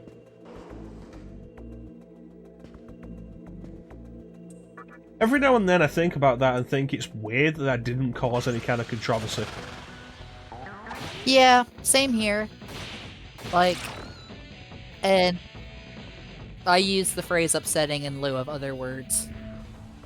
But yeah, it is really surprising that that didn't cause a bigger stir because of that. Especially considering, if I remember correctly, the rate of suicide and stuff is kind of high for teens, especially in Japan and stuff.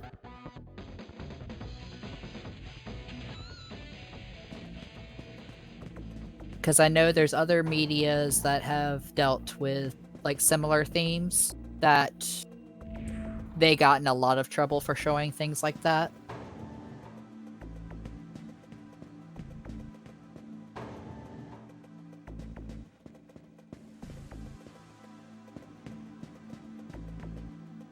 An interesting consideration.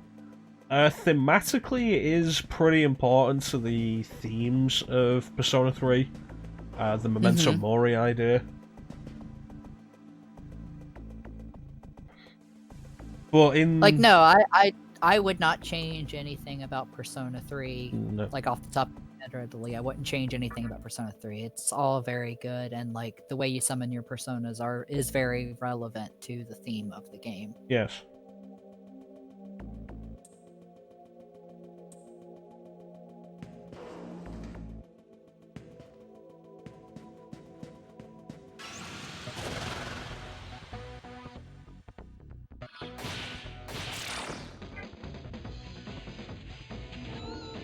But I would say, go with Persona 3 to begin with. Mostly because the series got various gameplay improvements as it went on, and it's harder to go back to 3 after doing 4. I do agree with that. Yeah. Oh look, a child spirit. Oh, it's Clem. You realize Clem's in his 30s. Well, one of these ghosts have to be Clem. I just find it hilarious that you went immediately for the child ghost. Hey, Emily. How you doing?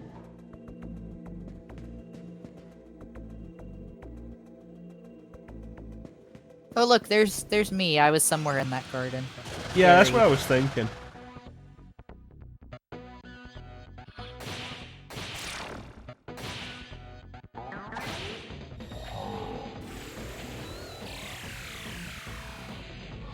I'm doing okay. How you doing, ChanceEm? I'm doing pretty okay. A little cold. It's rainy and stuff where I live. It was snowing again today. Yeah, for a weird, strange, turn of fate or whatever, it was actually, hailing in Florida and the southern U.S., and I was just that's not normal. I don't live in the southern U.S., but I have friends that still live, there. So, hearing them talk about that today, I was like, what?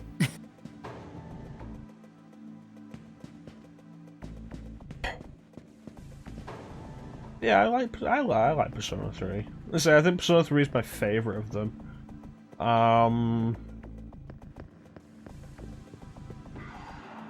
Welcome back, Clem. Liam, you missed ChanceEm call you a child.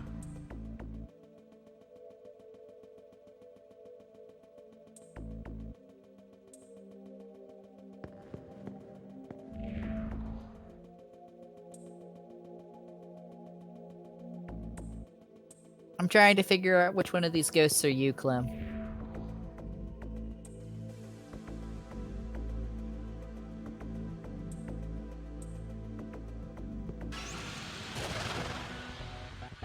God damn it, give me a demon I can recruit.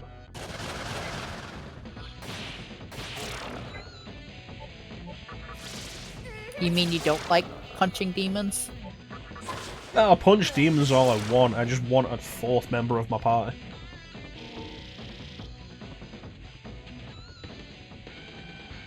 I do love the 3D models for the demons though, which... like, Digital Devil Saga has them as enemies,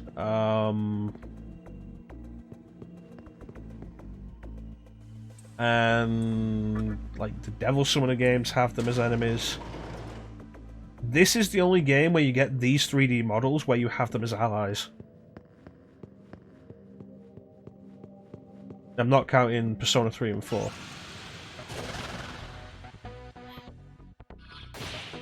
Because like in Persona 3 and 4, you basically only get to see them for like a flash second at like an angle in battle, unless you go into specific like Persona viewer mode. It was one of the things I was really happy about Persona 5 with, for bringing back classic demons rather than the shadows. As far as the enemy designs go. They still call them shadows, but they're classic SMT demons with classic Kaneko designs. Oh, that's cool. It really is. I was really happy about a lot of the stuff that Persona 5 brought back. I appreciate games, the like later games in the series when they like bring back some stuff like from like older roots of the series, so to speak.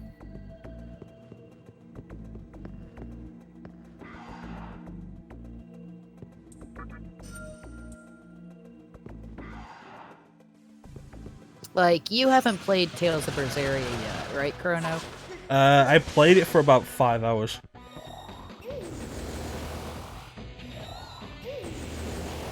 Oh, there's a demon for you to recruit. Yeah, the can recruit Fwapo, her. like I was saying. Interesting thing, Dino told us that the save file we have would work on the Maniac's Chronicle version, which I happen to have on my PS2 at the minute, which is the version that replaces Dante with Rider, which is why we don't have the Dante sticker anymore. But we'll be back next week with standard Nocturne. Not missing out on our buddy Dante. But yeah, Fwapo can be such a pain to recruit.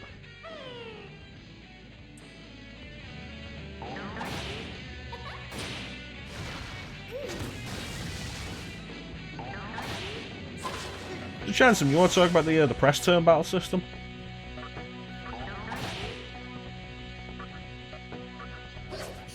Yeah, the press turn is fun if it's working in your favor. When it's working in favor of the enemies, it's fun.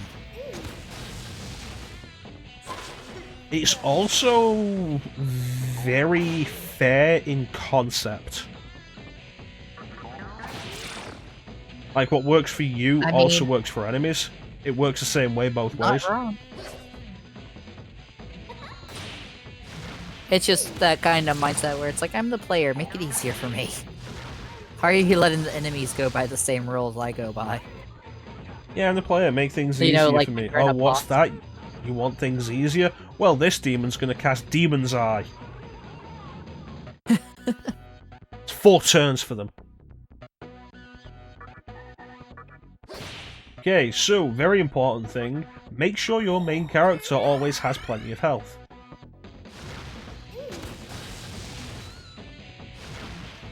Because it's like, just like in Kingdom Hearts, if your main character dies and everyone else is still alive, doesn't matter, you're dead. And I keep referencing Kingdom Hearts because I was playing it last night with Meg. Mm-hmm.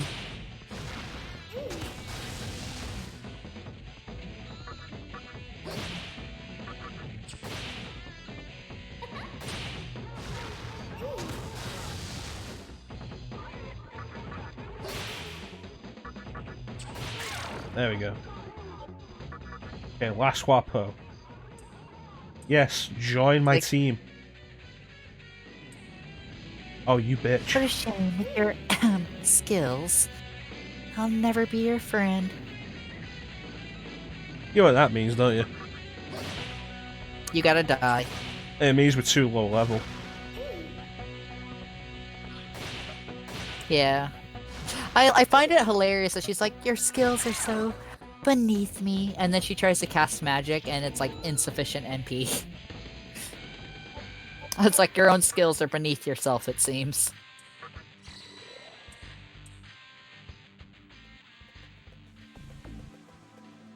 Okay. Yeah, I want Huapo. I feel like the 3 demons in this area worth getting into your party. Pixie, who you get naturally.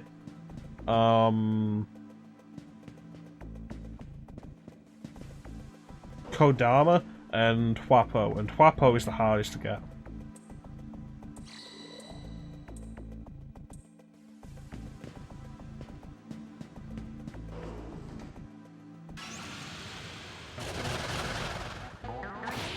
Oh hey, look, there's another demon.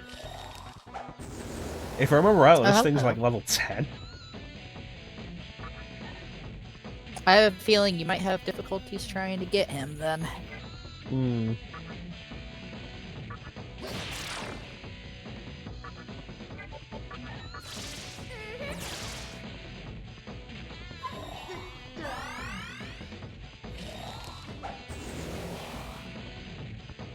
You know, enemies that are buffing themselves this early in the game, not a good sign. Okay, it repels electricity. Yeah. Sorry for the yawn. Oh, well, it is willing to listen to me. Hmm. Oh, nice. It drains some of your energy, though. How much energy are we talking when we say some? Energy, I think, is... Oh, stream's dying. Wait, what? That's weird. It says my bitrate is pretty low, but we didn't lose any frames. Huh. Yeah. I've been watching on like Discord connection, so it's like when you said stream's dying, I was like, hold up, let's go back over to Switch. It's been kind of weird all stream. Like we had the issues with the frame rate of the actual stream itself, and it's been saying that we've had 2 viewers like since the beginning, which clearly can't be true because there's like more than 2 people talking. Yeah. Energy, though, I believe is MP. I think they say, like, vitality for health. No, I was wrong. It was health. Yeah, see, that's what I thought. I thought energy was gonna be health. No, I'm not going to give you a life stone. You bore me. Farewell. It's like, fine then. Go away, paper demon thing. He gave us, medicine. I'm not entirely sure I even have a life stone. Hey, how you doing, cat? You have a good birthday yesterday? Okay, so worth remembering, this guy says if we can beat the boss that's coming up, he'll give us all of his money.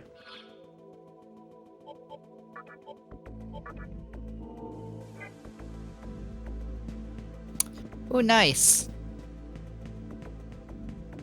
So I'm guessing that can't be Clem.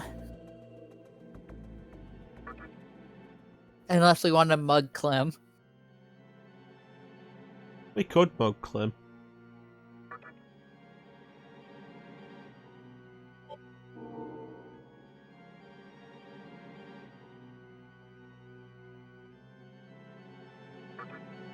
Well, we're in a world of ghosts, so if anything, cat's just part of the norm here.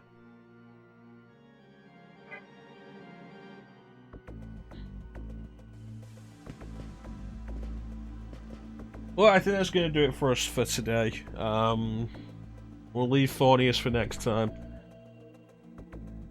Expect... Next time we can make sure we're actually back with our Dante sticker. Yes, very much so.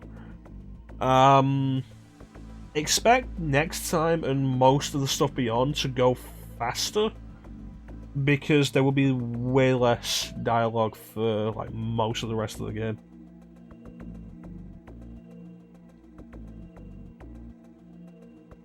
This is a nice image. It is.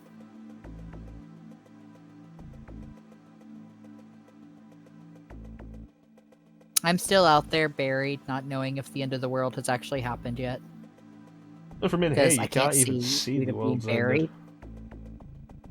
I'm buried. I can't see shit except dirt.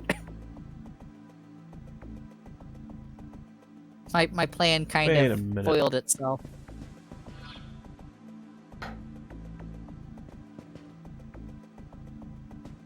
This is the boss room, right? This is the boss room, yes. I've missed something. Because we should be able to get out into that middle section. Are we going to try and get out to that middle section? Yeah, because I'll forget it otherwise.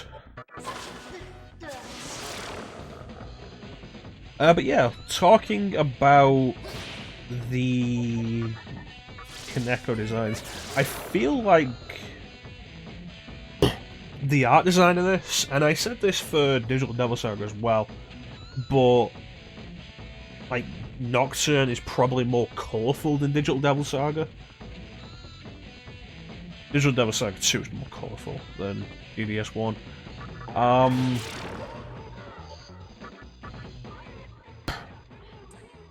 Yeah, DDS 1 is very like grayscale.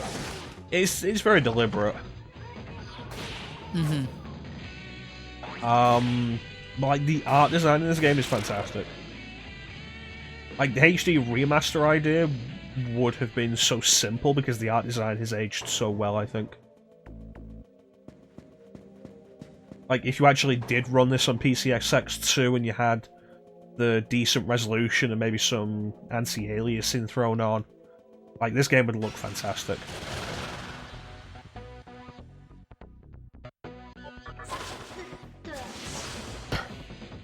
It shouldn't be that far to find what we're after. But does bring... Oops, go ahead. And the entrance to the garden is underground, and the underground's a small area. So what were you saying, Chancey? I was gonna say, the whole thing about the art style aging really well reminded me about how, like... I guess this kind of ties back a little bit to the whole like PlayStation 3 store shutdown or whatnot, and like talks of older console backwards compatibility and whatnot. And how it's like, oh yeah, we don't really want to do that on newer systems because old games look like shit. And it's like, who wants to play these older games? They look horrible. The graphics are, you know, awful and whatnot. And stupid. Statement by Jim Ryan, president of Sony of America. But it's like, you have stuff like this where it's like, how old is this game? And it still looks really well. And like, if you took games that are newer than this and compare it, companies are able to do a lot better, and like, they were a lot more creative with limited technology with older systems compared to some stuff on newer systems.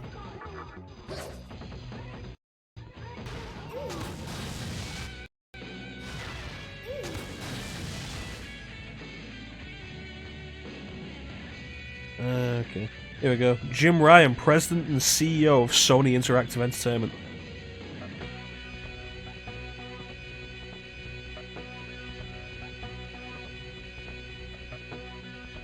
Talking about how, why would anyone want to play these old games when they look so terrible? Very clearly not a gamer himself.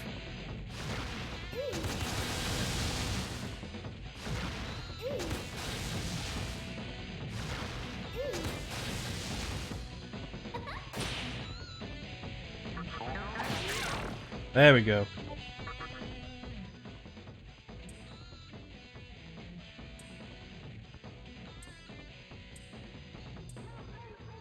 Okay, it's 50 marker. 60 marker. Alright, we got Fwapo. Hey! It was a good thing that we continued for a little bit longer. We got help. So that gives us a party of 4 for the boss. Nice.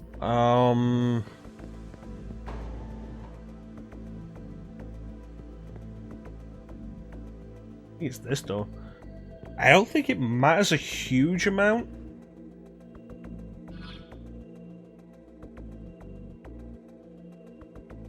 Yeah, we didn't go through that door. We did not. I don't think it matters a huge amount because I'm pretty sure Fornius is weak to electricity. Which means Pixie with Zio is the perfect choice. But an extra party member means an extra turn.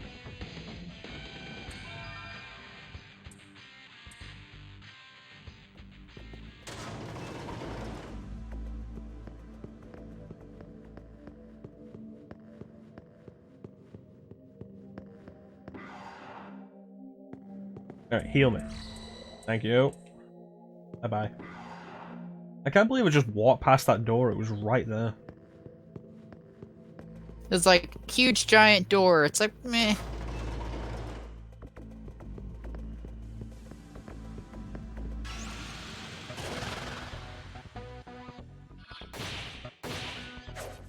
One thing definitely to make clear as early as possible, there is gonna be off-screen grinding in this game.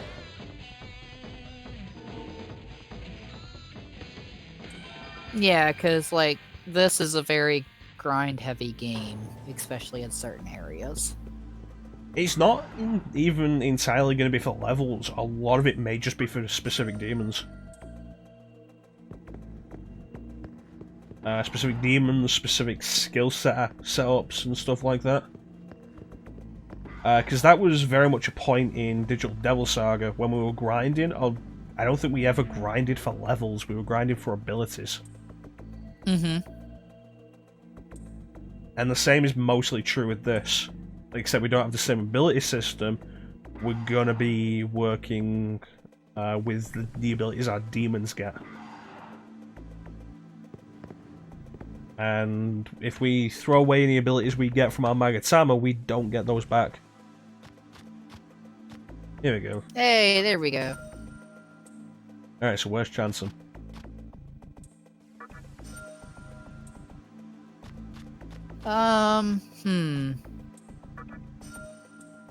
I got 300 marker.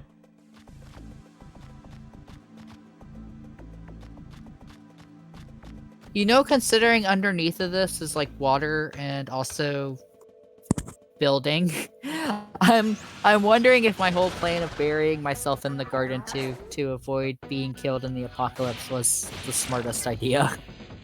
Yeah, you dug down like 2 feet and just immediately hit rock. Well, like hard concrete. So I couldn't bury myself standing up. I gotta bury myself laying down. And even then.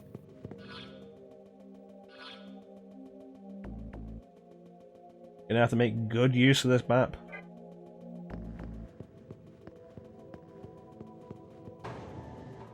I was thinking earlier, like, do we have a map? Oh, it looks like we don't have a map. Because, like, oh yeah, we'll go into the menu, get the map. Oh, there's no map. Oh, well, I guess we'll have to do without the map. And then, like, later, I just press triangle to bring the map up without even thinking.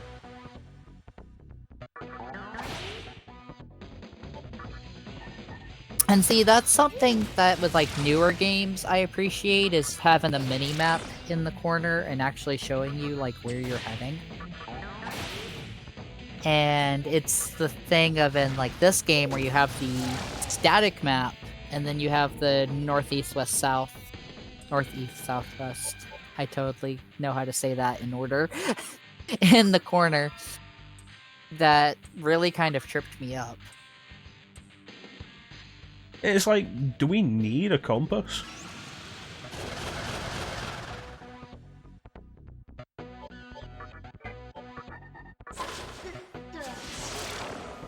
I do really like this battle theme. The battle theme is really good.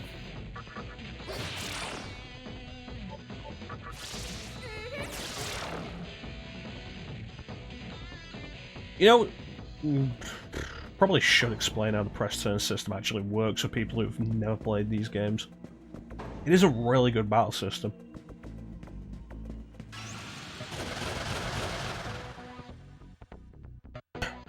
Alright, so the press turn, you see on the top right those 4 demon icons? Those are our turns. Any move we take will use up one of those turns. However, I use the turn. If we use an ability that hits a weakness, you'll see that is now flashing. That is called a half turn. The aim is to pretty much always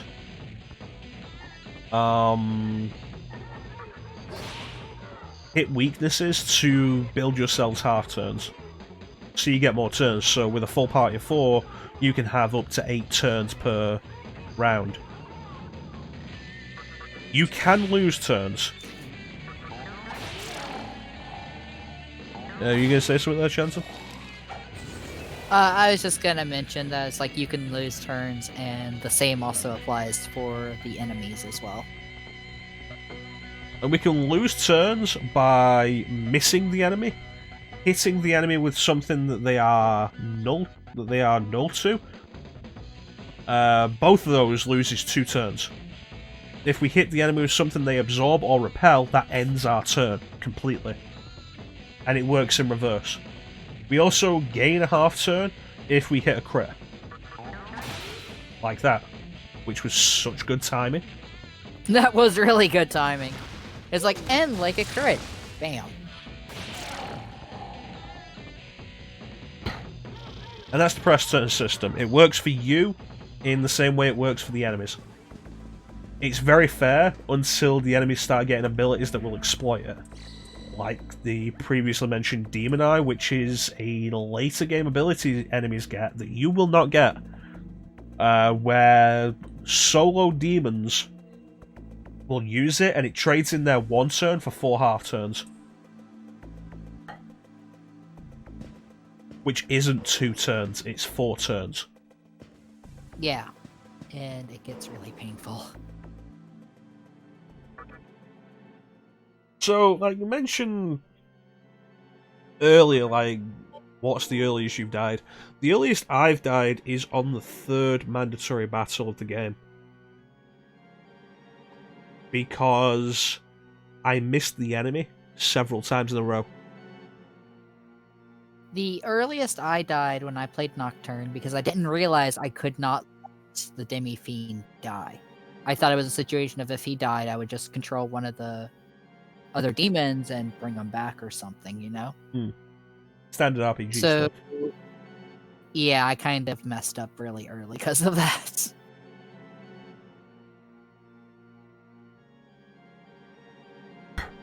My death in the 3rd mandatory fight is largely because you only have the Demi-Fiend at that point. There's nobody else. So you get 1 turn per round. And, oh, miss. And then 2 enemies. 2 enemies get their hits. And then go again. Miss. 2 enemies get their hits. And that kind of bad luck can be enough to kill you. Mm-hmm. And it did. You can get super unlucky. There are times when SMT will just kill you.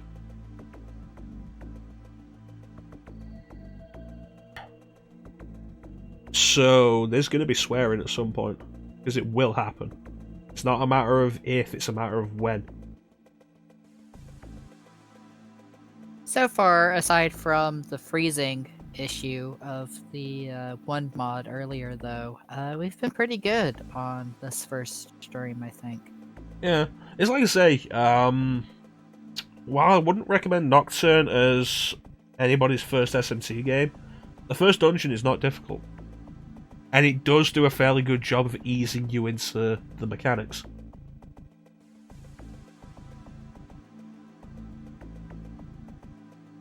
If we were playing SMT4, I would have died by now. Yeah.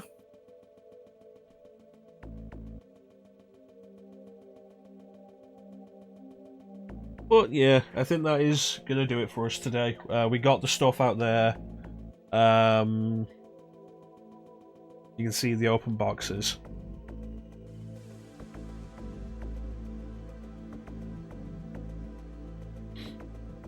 So I guess there's not really much else to do now.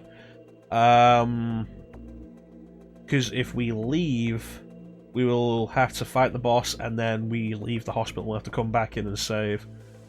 Or head to Shibuya and look for a save point there. And like that whole thing's not going to be worth it. Yeah, that's just gonna be adding on like a decent amount of time doing all that. I think at best like 15-20 minutes. At best. Yeah. Depends how well Fornius goes, depends on what we run into on the way, and if I go in the right direction in Shibuya to find the save point, because that underground is a maze. Mm-hmm. And one thing you forget is that when you use the map for navigation so often, you forget how to actually go to places without it.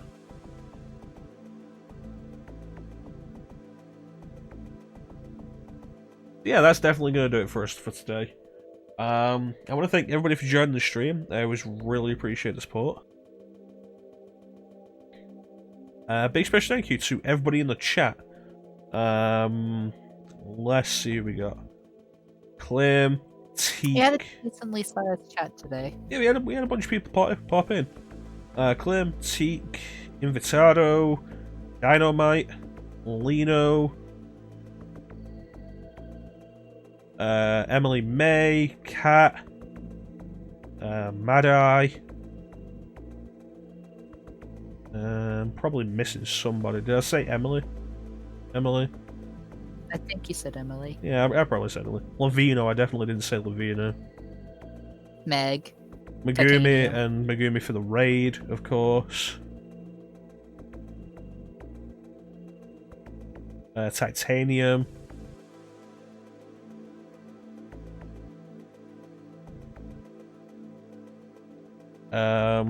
Dino for the follow. I think that's everything. If you were in chat and I've forgotten to mention you, I do apologize, but you were very much appreciated.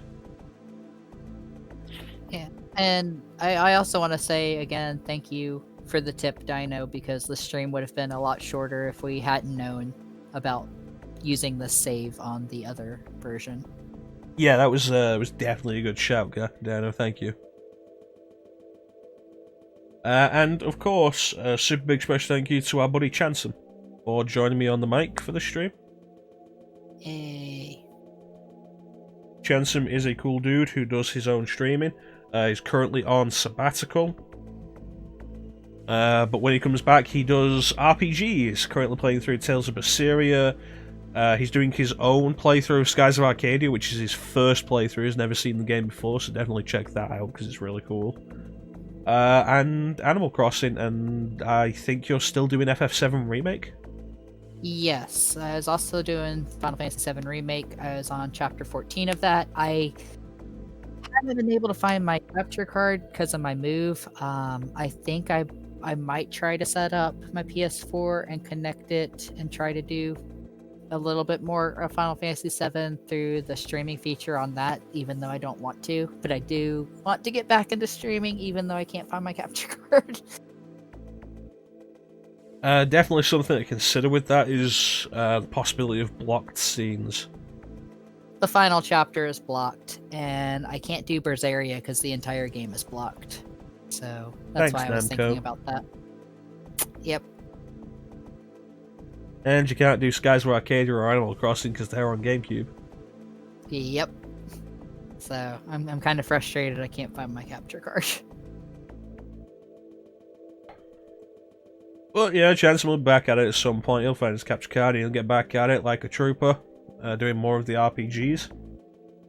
I also want to give a shout out to our buddy Megumi. She gave us the raid and she is a super cool dude. Currently playing through several RPGs of her own. She's doing Tales of Zestiria, Arts and Elico, Melody of Alemia. She is doing Kingdom Hearts 2 Final Mix, and I feel like she's doing a 4th game. World of Final Fantasy. World of Final Fantasy, thank you, ChanceEm. I knew I'd forgotten something. Yeah. Which, next week, I think she'll be beating World of Final Fantasy and Arts and Elico, Melody of Alemia. Because she's at the end of both of those. And as far as Kingdom Hearts goes, I play Kingdom Hearts alongside her on Thursdays and Saturdays. But ChanceEm is just in the chat. He doesn't join on the mic like we do here. Yeah. He just comes into the chat and says how much better he's doing than Megumi.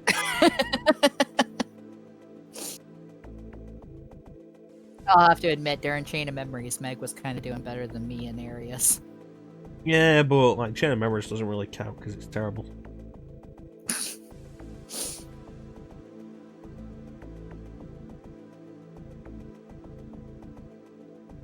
I'm not gonna take that back. Chain of Memories is horrible. Horrible game. I mean, there's things about it I like, but out of all the Kingdom Hearts games, I mean, you're probably right. Yeah, people give 358 over 2 days a lot of shit and Recoded a lot of shit, but like, that Chain of Memories. No. I do give Rechain of Memories a half-star more than what I had given it off of a previous playthrough, simply because I forgot how ridiculous having the voicing for certain scenes makes it come across. Like, I'm sorry, I cannot get over the fact of just how many times Riku goes around saying he's smelling people. I'm just like, I just need somebody to like double check their script for a moment and be like, how many times does this kid mention this? You ever see that super effective webcomic where Blue says to Red, "Smell you later," and then turns up later in a bush behind him and just smells him? No, I hadn't. I feel like Oh my God. somebody should have done a comic like that of Riku and Sora. Super basically would have effective. It was a webcomic done by the dude who does VG Cats, but it was specifically focused on Pokemon and had like a continuing storyline. The idea was it was going through the game. But if you've ever seen VG Cat's update schedule, then you got a good idea of how often Super Effective is updated as well. Yeah, I was gonna comment on that. It's like, I haven't seen VG Cats in so long. I think there was like one update last year.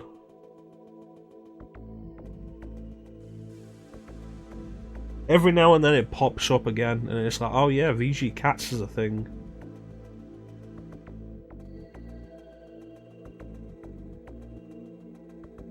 I still like VG Cat's comic on Trauma Center, though. VG Cats might still be a thing. It could be updated next week. And that's the thing, like I say, like it was. I feel like it was updated once last year. It had gone for like a year without being updated, and then bam, new comic.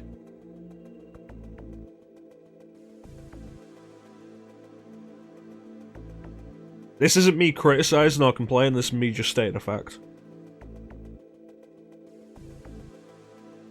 Imagine dude's got all the stuff in his life. Yeah, real life always takes like priority, and I mean, making webcomics is like a huge thing in and of itself. Yeah, it's not like it's anybody's obligation unless, you know, you penny arcade. And we've seen how that turned out. Yeah. Yeah, like 1 in every 10 penny arcade comics might be funny.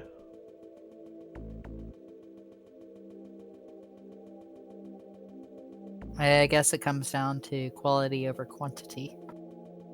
Well, they only do 3 a week.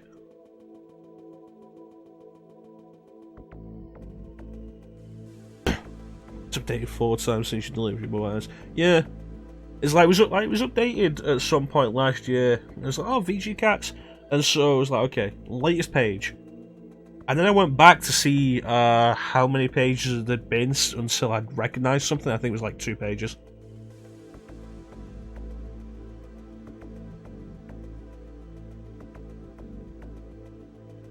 But VG Cats is definitely something worth going through the archive of if you've never read it, because there's some really good VG Cats stuff. There are.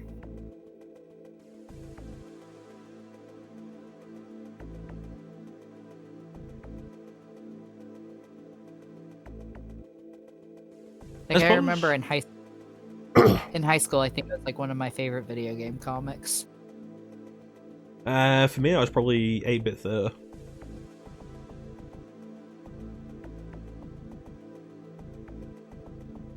8-bit Theater was really good. It was actually like story focused. It wasn't just all about single jokes based on various video games. It was story focused parody of Final Fantasy. If you've never read it, I recommend checking it out. It finished like 10 years ago now. Holy crap! And the dude who I remember did it, the dude who did it did professional comic work.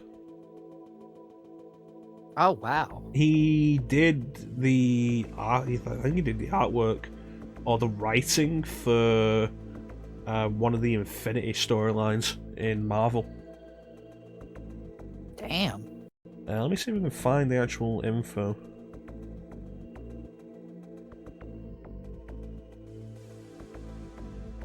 Yeah, I remember 8-bit Theater ended like 10 years ago because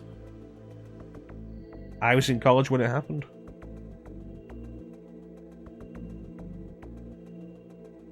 Brian Clevinger. Best known as the author of 8-bit Theater and the Eisner-nominated print comic Atomic Robo.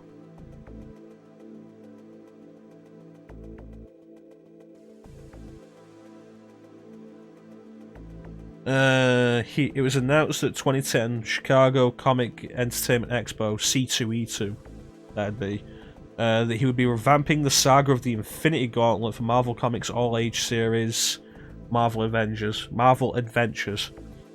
He also revealed he'd contributed writing 2 issues of World War Hulk's Wolverine vs. Captain America.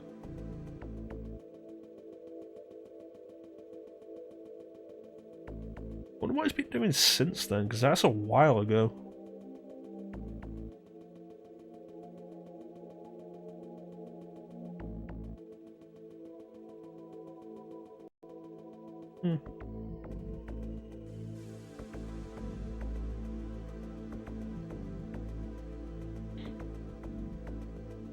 Yeah, it was always advertised on a side panel in 8-bit Theater.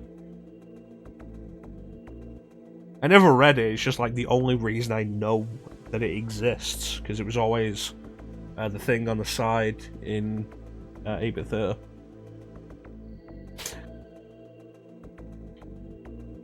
Anyway, it's time for us to wrap up. Once again, I want to thank everybody for joining the stream. I always really appreciate the support. Big special thank you to everybody in the chat. Thanks so much for joining us. Chat is always the best part of the stream.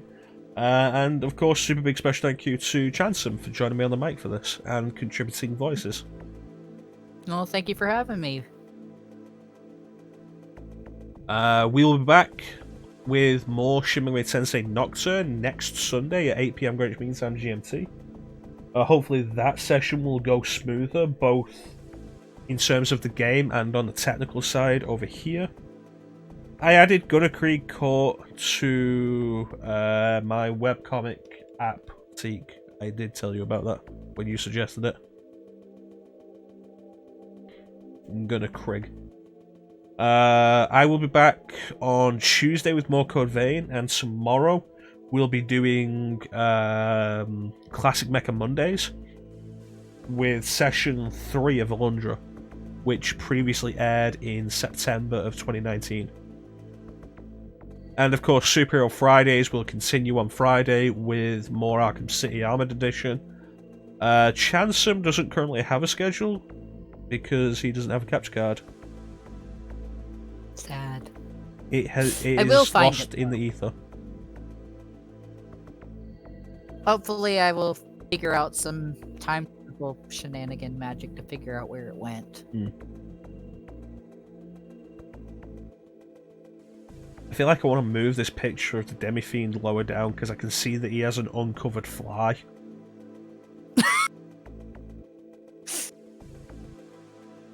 Does it make you uncomfortable, Chrono? I don't like that it's just there, like there's nothing covering the fly. Just put the sticker featuring Dante from Devil May Cry over it.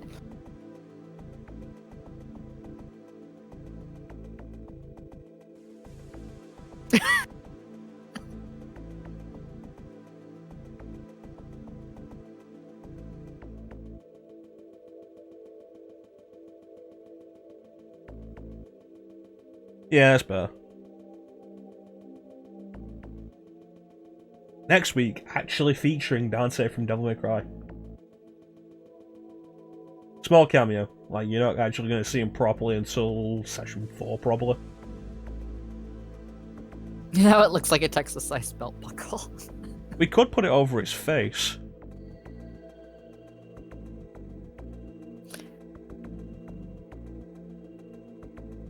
And then, like, have Demi-Fiend do the Mike Wazowski thing. Like, oh, Demi-Fiend. I'm on the cover of a stream!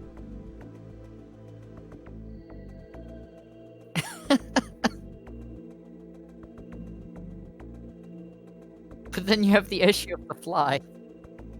Yeah, no, we'll keep it there. Let's move it back to the...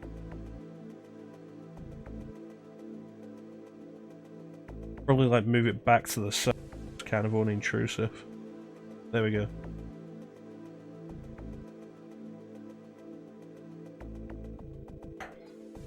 But yeah, no, we're just messing around now. Yes, more Nocturne next week, 8 PM British summertime is what we're apparently on now, BST. Which, if you don't know what that is 5 hours ahead of Eastern Standard. It's 3 PM EST. But yeah, ChanceEm, is there anything you want to say before we go? Not really. I've had a lot of fun revisiting Nocturne. It's been a while. Excited to be along for the ride, and had a lot of fun today. He's got a gun to my head. He's making me do the true demon path. Stop him.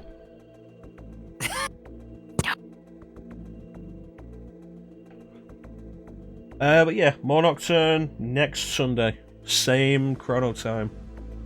Same time. That's really what that is, isn't it? I'm glad you brought that up instead of me, because I was about to say it, and then you kind of said it. Same Mecha Chrono. Same Mecha Channel. Same Chrono time.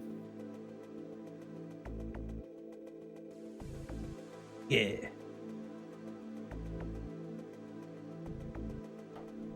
Alright, goodbye everybody.